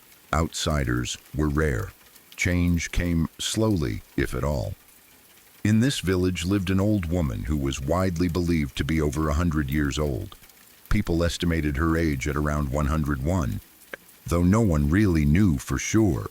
Birth records were incomplete or non-existent, and oral history carried more weight than documents. She lived alone in a small stone hovel on the edge of the village. The structure was simple, built from rough stone with a low doorway and very little light inside. She was known for her appearance as much as for her isolation. She always wore a hood that covered most of her head and face. When she spoke, her voice was described as thin, raspy, and shrill, the kind of voice that sounded worn down by age and hardship. Her skin was grayed, dry, and deeply wrinkled, stretched tight over a frail frame. She wore long, full-length garments that concealed her body completely, even in the heat. To many in the village, especially the children, she looked like something out of folklore. People whispered about her, and children avoided her path. Some called her a witch, not necessarily because they believed she practiced magic, but because she felt like a figure from another time, something half real and half mythical. Despite this, she worked every day. During daylight hours, she could be found at the local meat stall. She did simple tasks, the kind that didn't require much strength but still allowed her to contribute. She handled her work quietly and efficiently. She didn't linger in conversation. She didn't socialize. When her work was done, she would slowly make her way back to her home, hunched, moving carefully, her long gown trailing behind her. This routine continued for years. No one questioned it too closely. In small, isolated communities, familiarity becomes its own form of truth. People stop noticing details. The strange becomes normal simply because it is always there. Then an earthquake hit. It wasn't the kind that levels entire cities, but it was strong enough to cut off supply routes and damage infrastructure. Roads were blocked or destroyed, communication lines were severed, and outside assistance became necessary. Aid workers eventually reached the village, bringing supplies, medical care, and assessments. As part of their work, they began checking on vulnerable individuals, especially the elderly. The old woman, believed to be one of the oldest residents, naturally drew attention. Aid workers wanted to examine her health, make sure she was receiving adequate care, and see if she needed assistance. When they finally examined her closely, something didn't add up. Her body did not respond the way an elderly body should. So certain signs of life were inconsistent. The situation quickly escalated from confusion to alarm. Upon closer investigation, the truth came out, and it was far more disturbing than anyone could have imagined. The woman was not alive. She had not been alive for years. What the villagers had believed to be an extremely elderly woman was, in fact, the preserved skin of a deceased grandmother, being worn by her granddaughter. The girl was reportedly around 14 or 15 years old. According to accounts, the grandmother had died of natural causes several years earlier. The girl's mother had already passed away before that, leaving the child alone with her grandmother. When the grandmother died, the girl was faced with an impossible situation. She had no family left, no resources, and no clear place in the community without the presence of her elder. What happened next crossed into territory that is difficult to comprehend. The girl preserved the body in a way that allowed her to wear the outer skin like a garment. She used it to maintain the illusion that her grandmother was still alive. The clothing, the hood, the long gown, and the altered posture all helped conceal the truth. The familiar appearance allowed her to continue the daily routine without raising suspicion. She took on her grandmother's role completely. She went to the meat stall during the day. She returned to the stone house at night. She spoke as little as possible, using a strained, unnatural voice that people attributed to extreme age. The hood remained in place at all times, and no one ever saw her clearly enough to question what they were looking at. In her own explanation given later, she said she did this because she needed to survive. She needed to work. She needed to maintain her place in the village. Without her grandmother's presence, she believed she would be abandoned, removed, or worse. In her mind, this was the only way to keep going. What made the story even more unsettling was what she said afterward. When questioned, she admitted that she had come to enjoy the situation. She described it as a form of make-believe, a game that gave her comfort and a sense of control. Living as someone else allowed her to feel safe. The boundary between survival and imagination blurred over time until the act became normal to her. The girl had been assumed missing years earlier. Some villagers believed she had run away. Others thought she had died. No one connected her disappearance with the old woman because no one imagined such a thing was possible. Legally, the situation existed in a strange gray area. There was no clear crime in the way the grandmother had died. There was no evidence of murder. The preservation itself, disturbing as it was, did not neatly fit into existing laws at the time, especially given the remoteness of the location and the lack of legal infrastructure. Mental health professionals were brought in, but the case defied easy categorization. After the truth was uncovered, the girl was removed from the village. What happened next is unclear. Some accounts say she was taken into care briefly. Others suggest she disappeared almost immediately. What is consistent across tellings is that she vanished once more and was never seen again. No confirmed records, no follow-up, no clear resolution. The village returned to its routines. The stone hovel stood empty. The meat stall continued operating. Life moved on, as it often does in places where survival demands more attention than reflection. What makes this story linger isn't just the grotesque nature of it. It's the quietness, the fact that it unfolded not in secrecy but in plain sight. The idea that something so deeply wrong could exist for years without being questioned because it fit into the expected shape of daily life. It also raises uncomfortable questions about isolation, about how communities protect themselves by not looking too closely, about what people are capable of when they are truly alone. Whether every detail of this story is true or partly shaped by retelling, it has persisted because it touches something primal. It sits at the intersection of survival, grief, identity, and the human ability to adapt to almost anything. Some stories disturb you because they are violent. Others disturb you because they reveal how flexible reality can become when no one is watching closely. This one does the latter, and once you hear it, it's very hard to forget.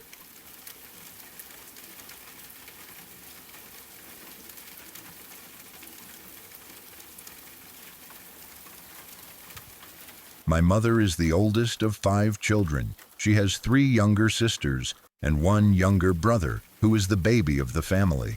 Growing up, they were close in the way families often are when there isn't much money and everyone relies on each other.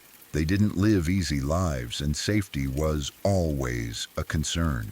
One weekend during the fall, when the weather had started to cool and the trees had lost most of their leaves, my grandfather decided to take the whole family out into the woods. That meant my grandmother, my mother, all my aunts, and my uncle. 7 people in total. The purpose of the trip wasn't recreation. My grandfather wanted to teach the kids how to use a rifle. They grew up poor and not always in the safest neighborhoods. My grandfather believed that knowing how to defend yourself was important, especially for his children. And he wasn't reckless about it. He chose a wooded area far from town, just off a dirt road. where there was little chance of running into anyone else. The woods were quiet that day. The trees were mostly bare, branches reaching out in thin, skeletal shapes. The ground was covered in dead leaves, thick enough that footsteps barely made a sound. It felt remote, the kind of place where you could be alone for hours without seeing another person. That's why the sound startled him. Out of nowhere, deep in the woods, they heard the roar of a car engine. It didn't sound distant. It sounded close, too close for comfort. My grandfather immediately became uneasy. This was not a place where people casually drove. There were no houses nearby, no reason for traffic. When the car came into view, my mom remembers it clearly. It was a blue Ford Galaxy. The moment he saw it, my grandfather panicked. Even though he was armed, his wife and all his children were with him. Whatever was happening, he didn't want them seen. He didn't want them involved. He told everyone to get down, to hide. They crouched and crawled under a thick pile of fallen leaves, trying to blend into the ground itself. My grandfather hid with them, pulling leaves over their bodies, whispering for everyone to stay still and quiet. From where they were hiding, they could see what happened next. The car stopped. A man got out of the driver's seat.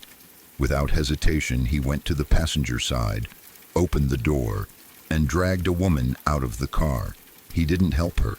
He didn't speak to her gently. He dragged her like dead weight and dumped her on the forest floor. Then he got back into the car and drove away.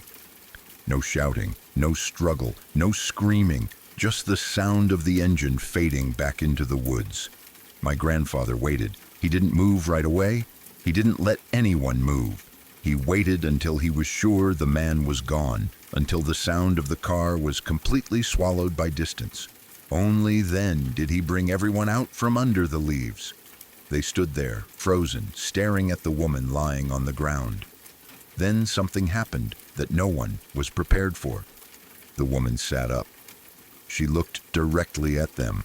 My mother remembers the moment vividly. The shock, the fear, the disbelief. They had all assumed the woman was dead or dying, but she sat up on her own as if nothing had happened. My grandfather approached her cautiously and asked if she needed help. The woman said no.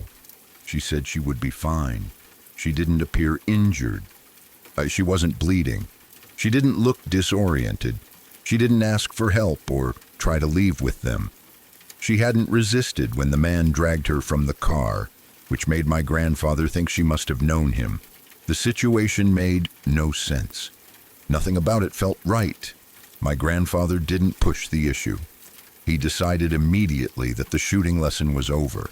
Whatever they had walked into, he wanted no part of it. He gathered his family and started leading them back toward the dirt road where their car was parked. As they walked, trying to stay calm, something even worse happened. They passed the man in the blue Ford Galaxy. He was driving slowly out of the woods like he had nowhere urgent to be. My mom remembers looking over as the car passed and noticing something that made her stomach drop. There was a large machete lying across the front seats, right beside him. It wasn't hidden. It wasn't tucked away. It was right there, in plain sight. My grandfather made sure the man could see the rifle he was carrying, not threateningly, but clearly. A silent message. He didn't want the man to think this family was helpless. The man struck up a conversation, like nothing had happened. He asked my grandfather how he was doing, what he was doing out there with his family. His voice was casual, friendly even. My grandfather explained that he had taken his family out for some target practice with the rifle. The man nodded, smiled, and told him to have a nice day. Then he drove away. Everyone got into my grandfather's car and went home. No one spoke much. The fear didn't fade once they were safe. If anything, it grew. In the image of that woman sitting up, the machete, the calm way the man talked to them, none of it added up. The next day, my grandfather went back to the spot in the woods. He went alone. The woman was gone. There was no body, but there were signs. He found her wig, her purse, some used Kleenex, a pair of eyeglasses. They were scattered in the area, like the remains of someone who had been there and then removed. He collected the items and brought them home. According to my grandfather, that part of the woods was already known for shallow graves. People whispered about it being a dumping ground, a place where things disappeared. When my mother saw him walk through the door carrying those items, she lost it. She started screaming, "He killed that lady! He killed that lady!" She was hysterical. The realization hit her all at once. The woman who had sat up and said she didn't need help was gone, and the man with the machete had been the last person seen with her. My grandfather took the items to the police station. As far as my mother knows, nothing ever came of it. There were no follow-ups, no arrests, no closure. The story faded into silence like so many others from that time. But it didn't end there. Early the next morning, my grandmother called my mother at home. My grandmother worked as a cashier and had to leave very early for work.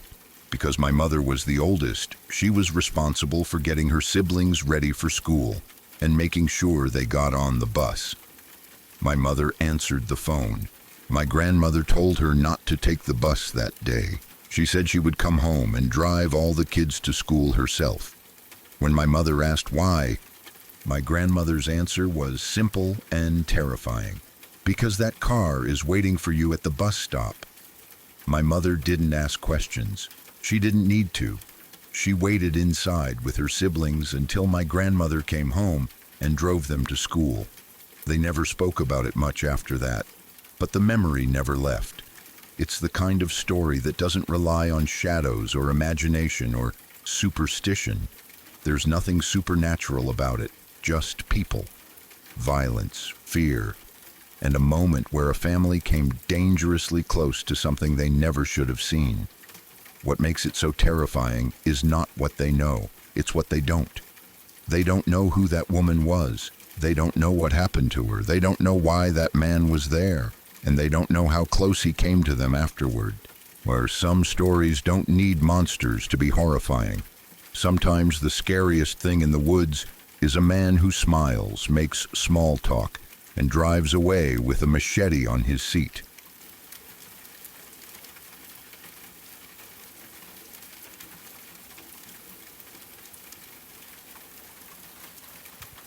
This is one of those stories that never really leaves you, not because it's dramatic or filled with spectacle, but because of how grounded it is in reality. There's nothing supernatural here. No shadows in corners, no strange lights, no sounds in the night that can't be explained away. What makes it unsettling is that every part of it is possible, plausible, and intentional. The danger wasn't imagined. It wasn't symbolic. It was real, deliberate, and frighteningly close. My roommate's sister lived in a suburban area of Delaware just outside of Wilmington. It was the kind of place people describe as safe without really thinking about it. Neat rows of houses, quiet streets, driveways with cars parked out front, trimmed lawns, and neighbors who nodded or waved when they passed each other.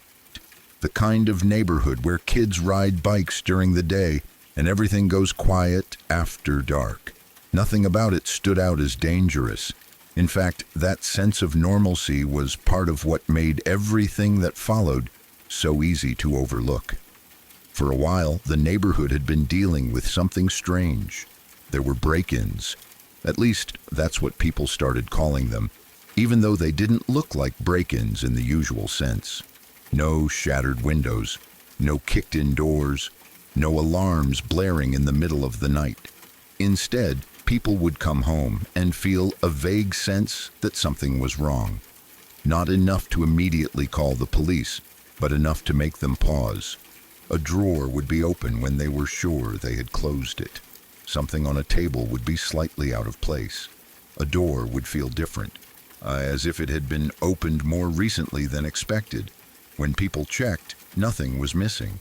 That was the part no one could make sense of. Normally, when someone breaks into a house, the motive is obvious. Electronics disappear, jewelry goes missing, cash is taken. There's a clear reason someone was there. But in these cases, nothing of value had been touched. People checked their wallets, their laptops, their televisions, their bedrooms. Everything was still there. At first, many people explained it away. It's easy to do that when the alternative is uncomfortable. Maybe they forgot how they left things. Maybe someone in the house moved something and didn't remember. Maybe they were just being paranoid after hearing rumors.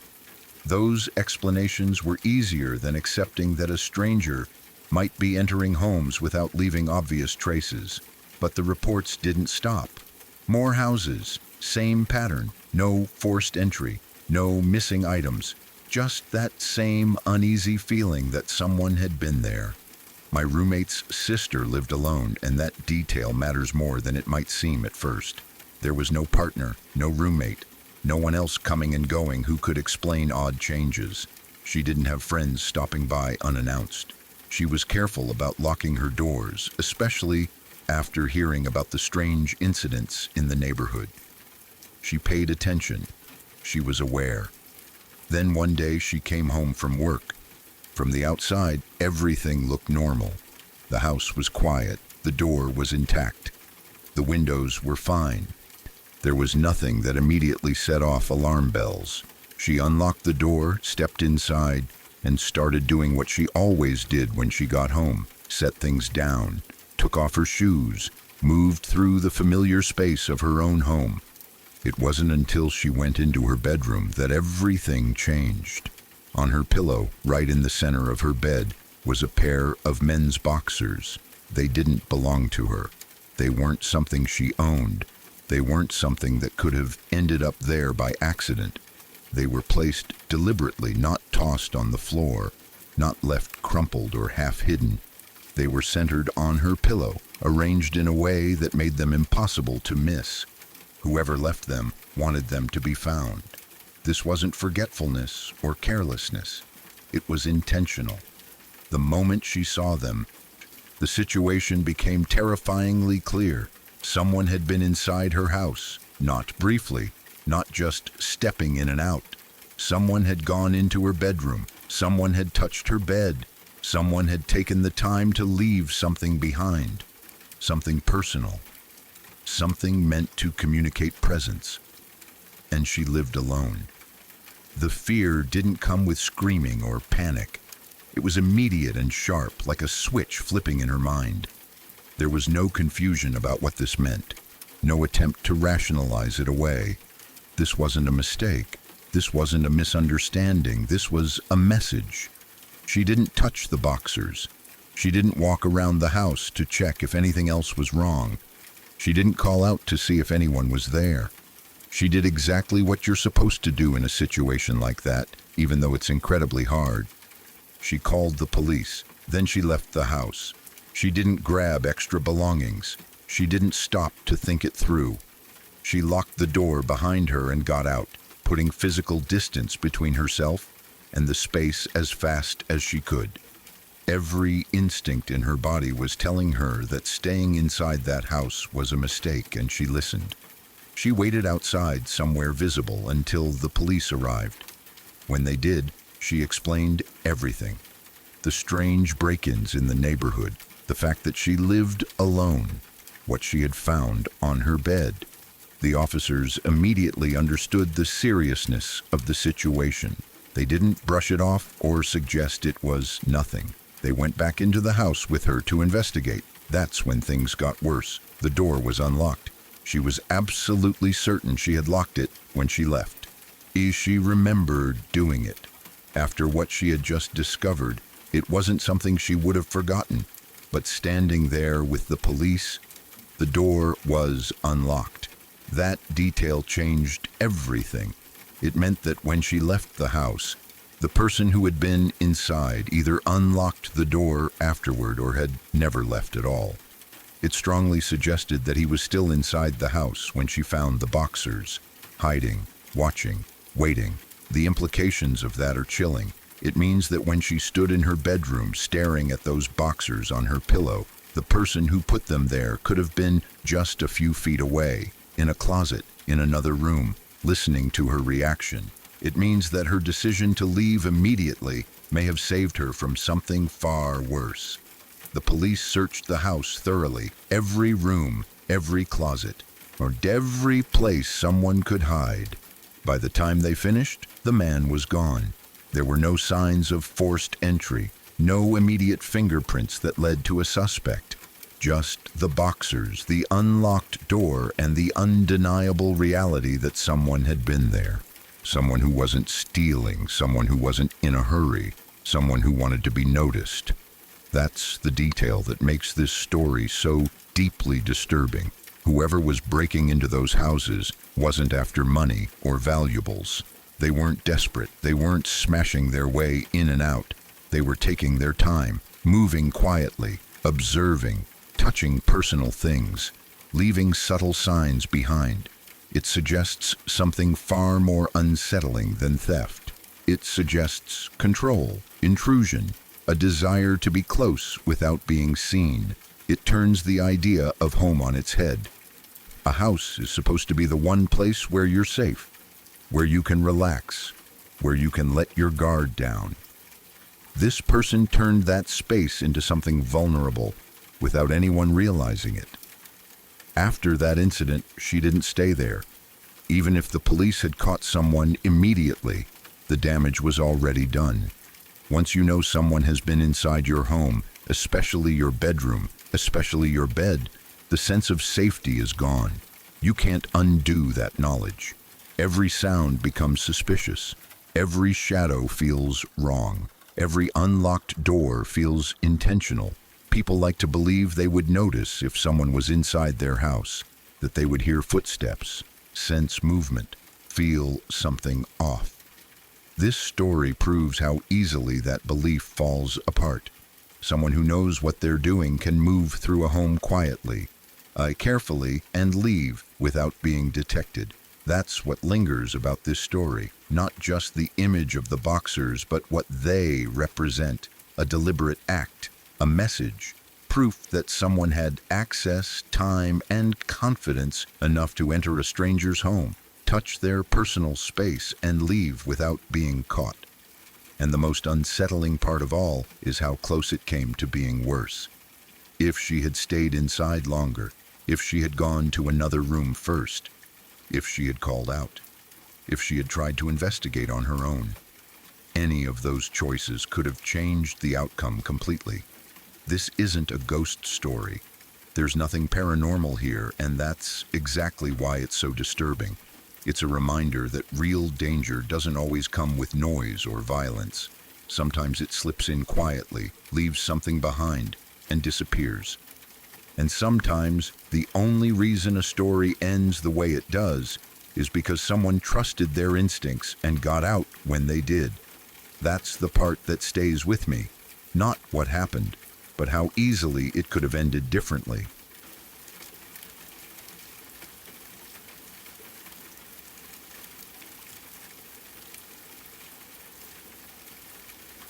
This is one of those stories that feels heavy no matter how many times it's told, partly because of what happened and partly because of how quietly it unfolded for so long before everything finally broke apart. It isn't something I witnessed myself. This is something my mom told me about years ago, something that happened when she was in high school in a small town in northern Michigan. Some of the details come from what she personally saw and heard at the time, and some of it comes from what spread through the town afterward. I don't know every fact with certainty, and there are parts she herself always said were based on what people believed or whispered about later. But even with those uncertainties, the core of the story has always stayed with me. When my mom was in high school, she lived in Gaylord, Michigan. It was a small town, the kind of place where most people knew each other, where teachers weren't just teachers, but neighbors, church members, familiar faces you'd see at the grocery store or gas station. Schools in towns like that tend to feel close-knit, but that closeness can also make it easier for things to be ignored, explained away, or quietly pushed under the rug. There was a teacher at her school named Mr. Dewey. According to my mom, he wasn't just another background adult in the building. He stood out, and not in a good way. He had gotten very close to one particular student, a boy named Ricky, who was a grade ahead of her. Ricky was well known at school, and people noticed how much attention Mr. Dewey paid to him. It wasn't subtle. He followed Ricky's activities closely, inserted himself into his life, and showed an interest that went far beyond what anyone would consider appropriate for a teacher. At some point, it became clear to people around them that this wasn't just favoritism or mentorship. Mr. Dewey was sexually interested in Ricky. He was obsessed with him. He wanted to know where he was, what he was doing, who he was with. The way he watched him made other students uncomfortable. Kids noticed. They talked among themselves. Some of them felt uneasy enough that they told their parents. Eventually, parents tried to step in. Complaints were made. Concerns were raised. From what my mom remembers, there was an effort by adults in the community to get Mr. Dewey removed from his position, or at least investigated seriously, but nothing happened. He wasn't fired. He wasn't publicly disciplined. If there were consequences behind closed doors, they didn't amount to anything that changed his presence at the school. That was the first failure, and maybe the most important one. Ricky was nearing the end of high school and getting ready to leave for college. He was at that age where life is just starting to open up, where the future feels close and full of possibility. According to my mom, that seemed to make Mr. Dewey more intense, not less. The idea of losing access to Ricky, of him leaving town and slipping out of his control, seemed to push something already unstable even further. Mr. Dewey wasn't just a teacher. He also held a position of authority connected to student leadership. My mom said he was involved with student council or student government or something similar. That gave him an excuse to call meetings, to request students' time, to create situations where being alone with him wouldn't seem strange on the surface. One evening, he told Ricky there was a meeting, not at the school, but at his trailer. That alone should have raised alarms, but again, this was a small town, and this was a man who had been allowed to remain in a position of authority despite earlier concerns. Ricky went. When Ricky arrived, there was no meeting, no other students, no group, no legitimate reason for him to be there. It was just Mr. Dewey. At some point, Ricky realized something was wrong and decided to leave. Maybe he felt uncomfortable. Maybe his instincts finally kicked in. Whatever the reason, he tried to get out of there. He never got the chance. Mr. Dewey attacked him. According to what my mom said, the attack was sudden and brutally violent. Mr. Dewey used a hammer. He beat Ricky inside the trailer, striking him repeatedly. It wasn't an impulsive shove or a moment of rage. It was a sustained, savage assault. He smashed Ricky's skull, the kind of violence that leaves no doubt about intent. What happened next is almost as disturbing as the attack itself. Mr. Dewey put Ricky into the trunk of his car, not to rush him to a hospital, not to get help, but to hide what he had done. He then drove to a relative's house. My mom always said she didn't know exactly which relative it was, just that it was family. When he got there, he went inside and told them what he had done. He told them that Ricky was in the trunk of the car. That detail alone is chilling. The calmness implied by that action, the fact that he didn't flee immediately, didn't try to disappear, but instead went to family and confessed, suggests a mind that had already crossed every boundary it could cross. This is the part where my mom always paused when she told the story. She would say that she didn't know if this part was completely true, but it was what people in town said afterward, what spread through whispers and second-hand accounts. According to that version, when they opened the trunk, Ricky was still alive. Barely, but alive. If that's true, it makes the story even harder to bear.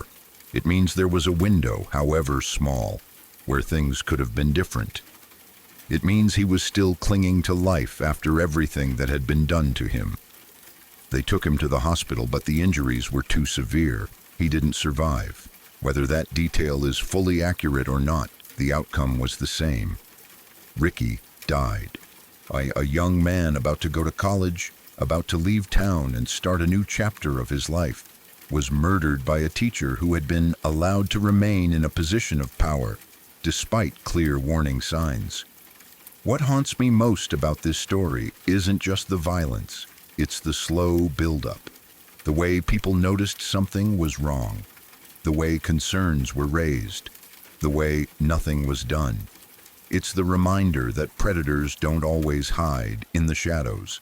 Sometimes they operate in plain sight, protected by authority, reputation, and a system that would rather avoid scandal than protect a kid.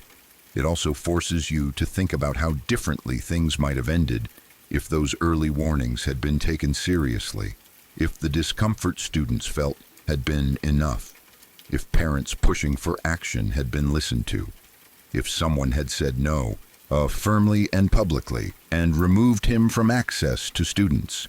Instead, it escalated quietly until it exploded in the worst possible way. My mom didn't know Ricky personally, but she knew of him. She knew Mr. Dewey. Everyone did. That's part of what made it so shocking. This wasn't some stranger passing through town. This was someone embedded in the community, trusted, given responsibility over kids. Even decades later, when she talks about it, you can hear how deeply it affected her. Not just as a memory of violence, but as a lesson about how fragile safety can be when people in power aren't held accountable. I think about Ricky a lot when I hear stories like this, about how many times he must have felt uncomfortable before that night, about how alone that must have felt, about how close he was to leaving, to being free of that situation entirely. And I think about how many other situations like this never become stories because the worst doesn't happen or because the truth never fully comes out. This isn't a ghost story. There's nothing supernatural here, but it's horrifying in a way that lingers far longer than any fictional scare. It's about obsession, abuse of power, and the cost of ignoring red flags because dealing with them feels inconvenient or uncomfortable. That's what makes it stick with me. Not just what Mr. Dewey did, but how long he was allowed to be exactly where he was, doing exactly what he was doing until it was far too late.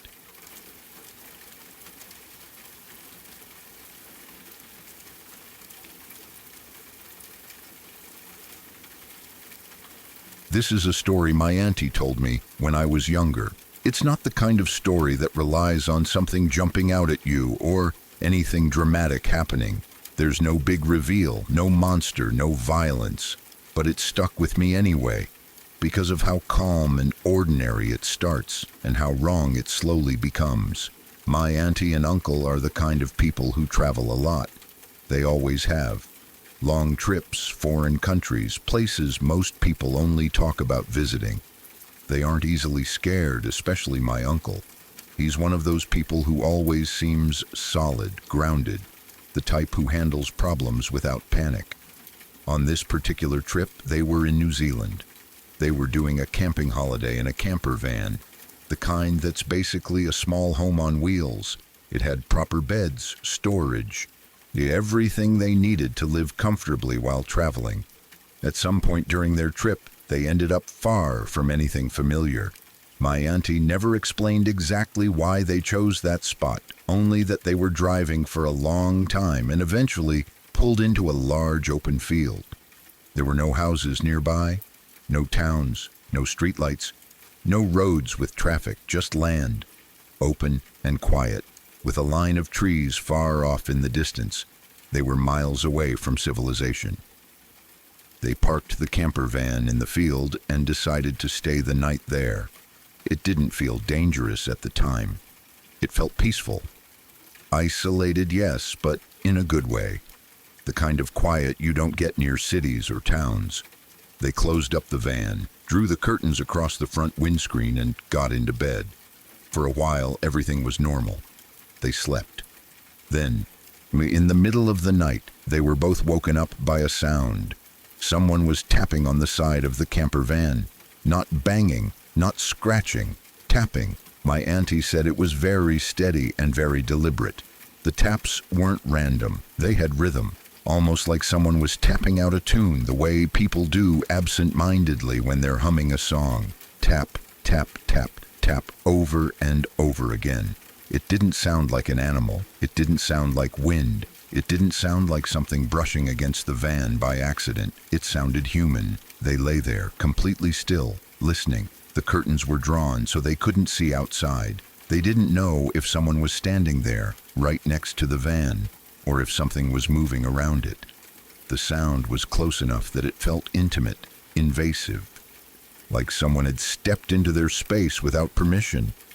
My auntie said neither of them spoke at first. They just listened. What made it worse was that my uncle didn't move. This is the part that always stuck with me. My uncle is not a timid person. He's not the type to freeze up or hesitate, but that night he didn't get up. He didn't climb into the front seat. He didn't start the engine. He was too scared. My auntie said she could feel it in the way he lay there, rigid and silent. Whatever that sound was, it had drained the confidence out of him completely.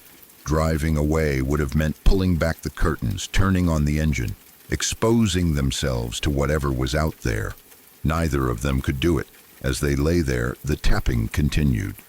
Then they heard something else, faintly, somewhere in the distance. They could hear what sounded like bongo drums, not close, not loud, just a soft, rhythmic drumming carried on the night air. It didn't come from the van. It came from somewhere beyond the trees, or maybe beyond the field itself. That sound made everything worse. It turned the situation from strange to deeply unsettling. It didn't make sense. There was no campsite nearby, no people, no reason for anyone to be playing drums in the middle of nowhere, in the middle of the night. The tapping on the van and the distant drumming didn't sync up perfectly, but they felt connected somehow, like parts of the same thing. My auntie said the fear wasn't sharp or panicked. It was heavy, the kind of fear that presses down on you and makes time stretch out. Every second felt longer than it should have. They lay there listening, me waiting for the tapping to stop, or for it to turn into something worse. At some point, the sound did stop. Neither of them knew exactly when. It just wasn't there anymore. They didn't move, they didn't check, they didn't talk. They waited until morning. When daylight finally came, they got up slowly, cautiously, like people waking from a bad dream they aren't sure has ended. My uncle finally pulled the curtains back and looked outside. There was nothing. No people. No footprints. No sign that anyone had been there at all. They got out of the camper van and walked around it. They checked the sides where the tapping had come from. There were no marks, no dents, no scratches, nothing that suggested contact. They looked around the field. There were no branches close enough to touch the van, no loose trees, no tall grass brushing against it. Just open land, flat and empty, with trees far away in the distance. There was no explanation. They didn't find anything that could have made that sound. They packed up and left not long after. My auntie never claimed it was something supernatural. She never tried to turn it into a ghost story. She just told it exactly as it happened, with the same quiet seriousness every time. What made it creepy wasn't the tapping itself. It was the rhythm. It was the fact that two experienced travelers, alone in a camper van in the middle of nowhere, were too scared to even look outside. It was the distant drums, faint and impossible to place. And it was the complete lack of any explanation when morning came. No evidence, no answers, just an open field that looked exactly the same as it had the night before. That's why the story stayed with me. Not because it was terrifying in the moment, but because it never resolved. There was no reveal, no reason, no closure, just a quiet reminder that sometimes you can be wide awake in the middle of nowhere and hear something that doesn't belong there at all. and sometimes all you can do is lie still and wait for the sun to come up.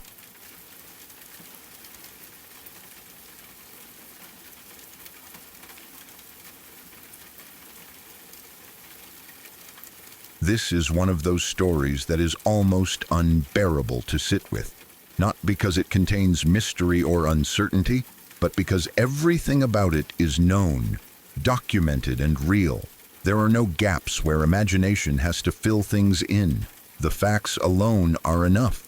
It's the kind of story that forces you to confront how deliberate cruelty can be, how young the victims can be, and how casually some people can destroy lives without hesitation. On July 3rd, 1979, Chantal Dupont was 15 years old. Her boyfriend, Maurice Marcil, was only 14. They were just kids, in every sense of the word. It was summer in Montreal, the kind of day that feels light and ordinary, the kind of day teenagers remember fondly because nothing bad has happened yet. They had spent the day at La Ronde, an amusement park on Ile Sainte-Hélène. Today, it's part of Six Flags, but back then it was already a popular place for young people to go, to ride rides, to laugh, to feel grown up without actually being grown up. After their day at the park, Chantal and Maurice were walking toward the Jacques Cartier Bridge. It wasn't an unusual route. The area was familiar, part of the city they lived in, part of their normal world. There was no reason for them to be afraid. They weren't doing anything risky or reckless. They were just two teenagers walking together after a day out, probably tired, probably talking about nothing important, probably thinking about the rest of the summer. They never made it home. That night, they crossed paths with two men, Gilles Pimperet, who was 21 years old, and Normand Guérin, who was 22. These were not impulsive teenagers acting without understanding.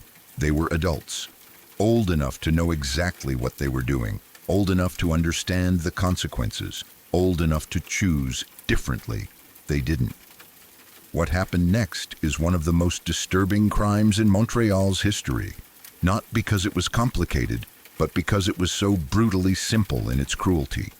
Pimperet and Guérin attacked Chantal and Maurice. They restrained Maurice and forced him to watch, while Chantal was assaulted. It's difficult to even put that into words without feeling sick.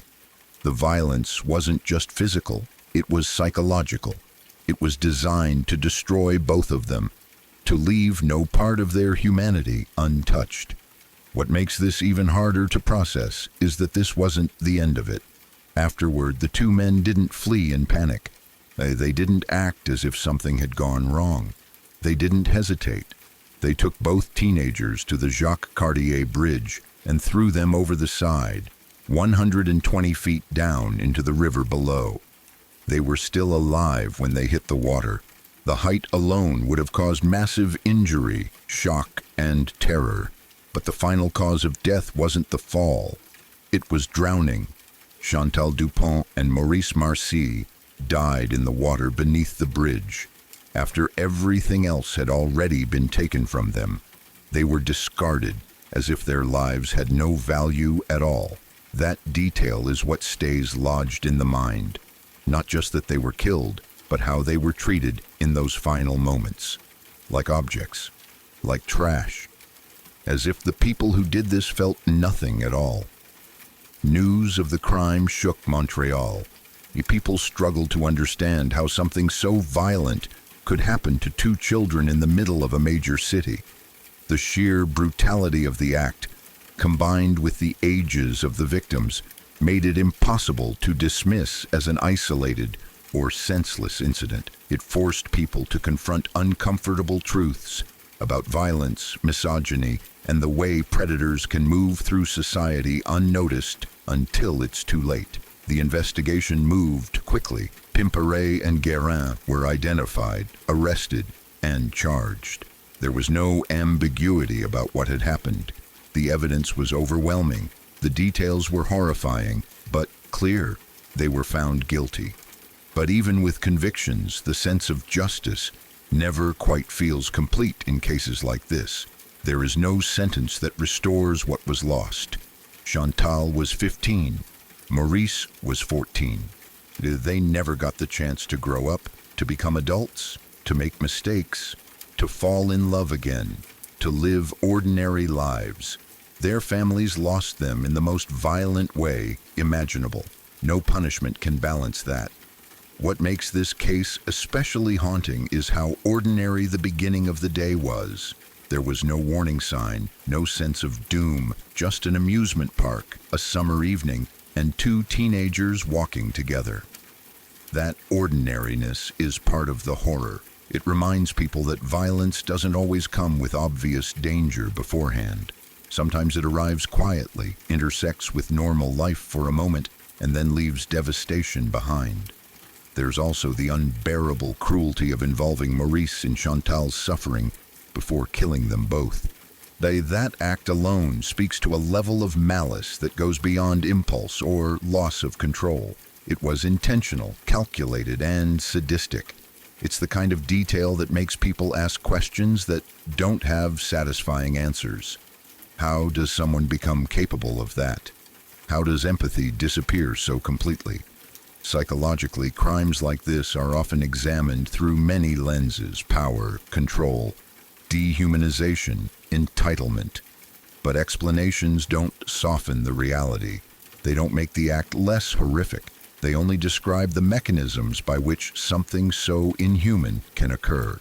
For many people in Montreal, this crime became one of those reference points in memory. The kind of event people remember where they were when they heard about it. The kind of story parents use to explain the dangers of the world.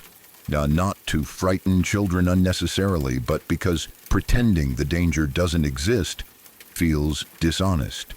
It changed how people thought about safety, about trust, about how vulnerable young people can be, even in familiar places. Over time, stories like this risk becoming reduced to headlines or dates. Names fade, details blur. That's part of why it's important to say the names out loud. Chantal Dupont, Maurice Marcy. They were not just victims of a crime. They were individuals. They had lives, families, personalities, and futures that were stolen. Remembering them isn't about sensationalizing what happened. It's about refusing to let the horror overshadow their humanity. It's about acknowledging that they deserved better from the world, and that what happened to them was not inevitable, not accidental, and not abstract. The Jacques Cartier Bridge still stands. People cross it every day without thinking about what happened there decades ago. Traffic moves, lights reflect on the water below. Life goes on, as it always does. But for those who know the story, that place carries weight. It's a reminder that violence can be woven into ordinary landscapes, that history doesn't always announce itself. What makes this story especially hard to forget is that it doesn't offer lessons that feel comforting. There's no neat moral, no warning sign that would have clearly prevented it. Chantal and Maurice didn't make a mistake that led to their deaths. They were targeted by people who chose to harm them. That distinction matters. It also reminds us of something else that's deeply unsettling. Evil doesn't always look monstrous from the outside. Sometimes it looks like two men walking through a city, indistinguishable from anyone else, carrying the capacity for unimaginable violence with them. This isn't a ghost story. It's not a legend. It's not something that can be explained away by superstition or rumor. It's a real crime committed by real people against two children who should have been safe. That's what makes it so heavy to carry even decades later. When people hear stories like this, the instinct is often to look away, to say it's too much, too dark, too painful. That reaction is understandable. But remembering doesn't mean reliving every detail. It means acknowledging the truth of what happened and refusing to let it be forgotten or minimized. Chantal Dupont and Maurice Marcy went to an amusement park on a summer day and never came back. That should never be easy to think about. And maybe it shouldn't be. Some stories are meant to unsettle us, to remind us why vigilance, compassion, and accountability matter. The horror of this story isn't just in what happened that night in July 1979. It's in the knowledge that it happened at all.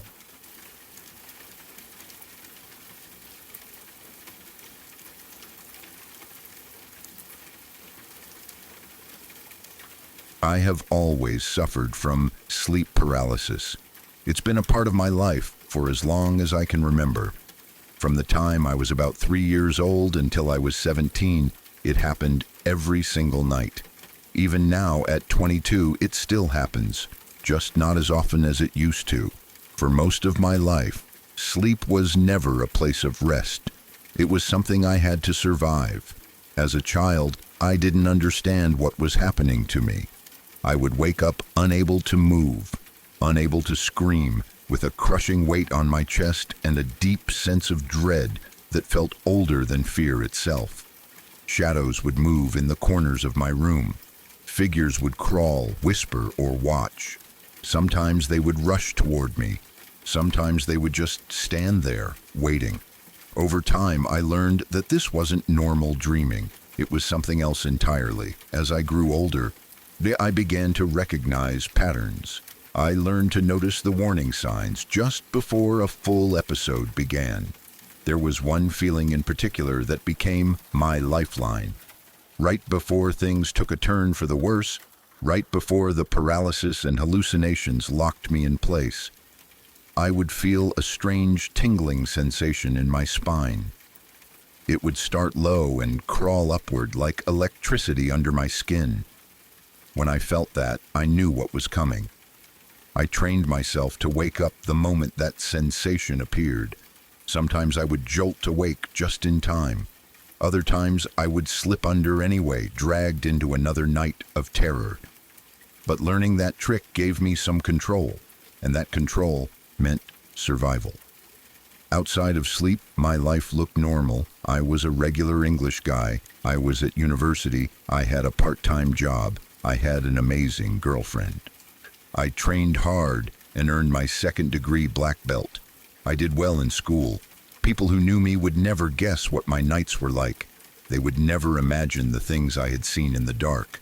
But there was always that other side of me, the part shaped by fear, exhaustion, and years of fighting monsters that only I could see. When I was 17, something changed. The night terrors began to fade. Slowly at first, then more noticeably. I started having nights where nothing happened at all. No paralysis, no figures, no crushing dread. I slept through the night like a normal person. It felt unreal. For the first time in my life, I felt free, like the clouds that had hovered over me since childhood had finally parted. I felt hope in a way I never had before. I believed that whatever had been haunting me had finally lost its grip. That belief did not last. One night, everything came crashing back. The dream started off harmless enough.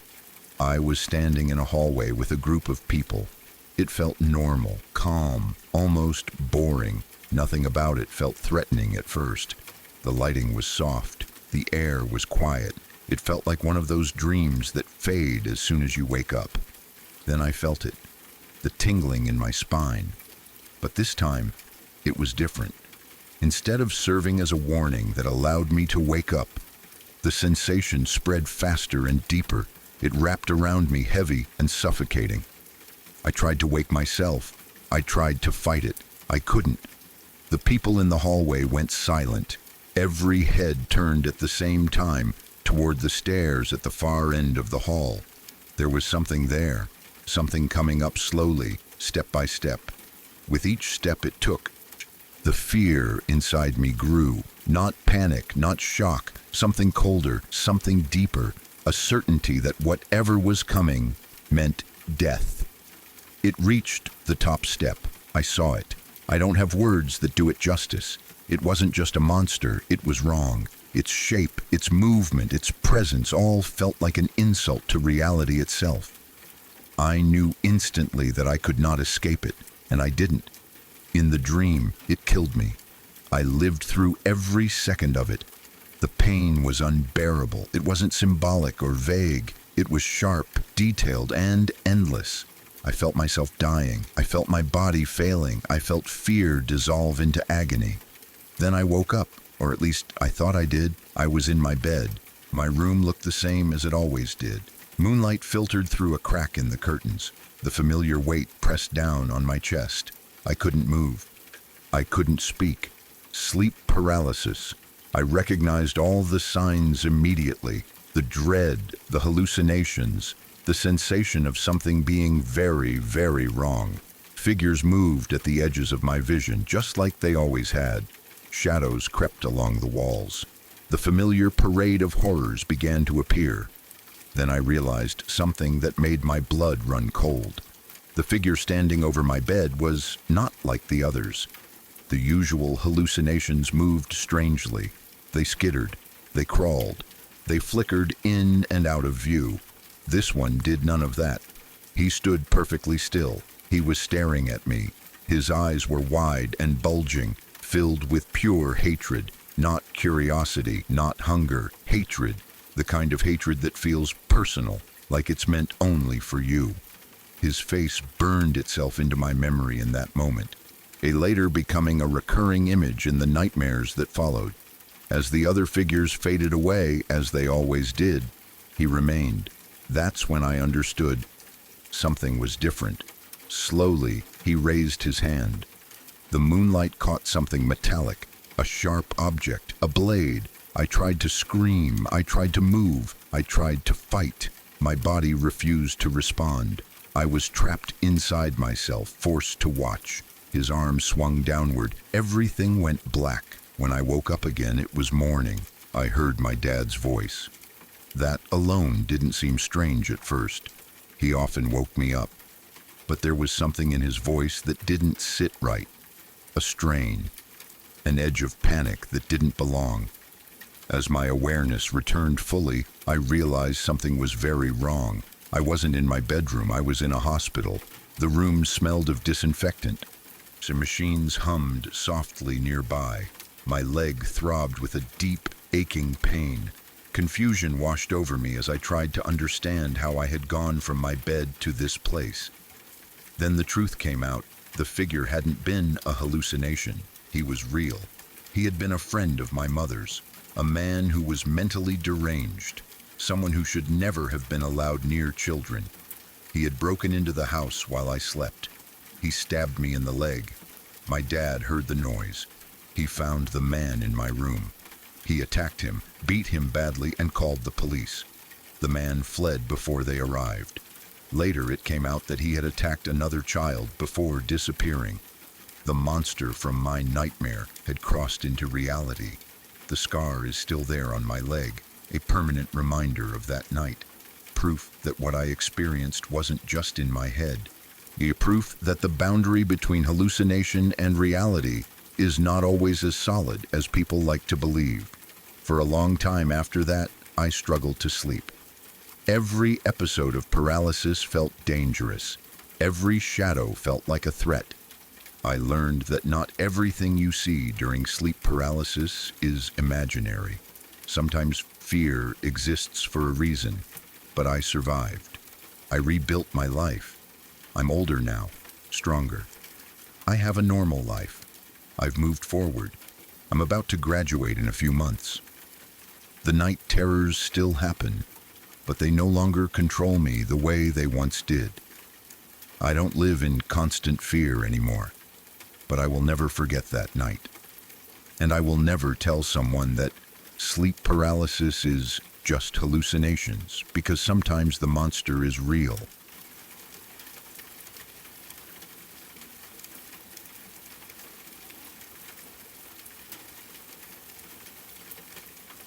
Thank you for spending your night with me. I hope these lullabies stay with you, but not too close. If you found these stories chilling, please like the video and subscribe to join the family. Every comment and sub helps us keep the darkness growing. Get as comfortable as you can, stay safe, and I'll see you in the next one. Sweet dreams.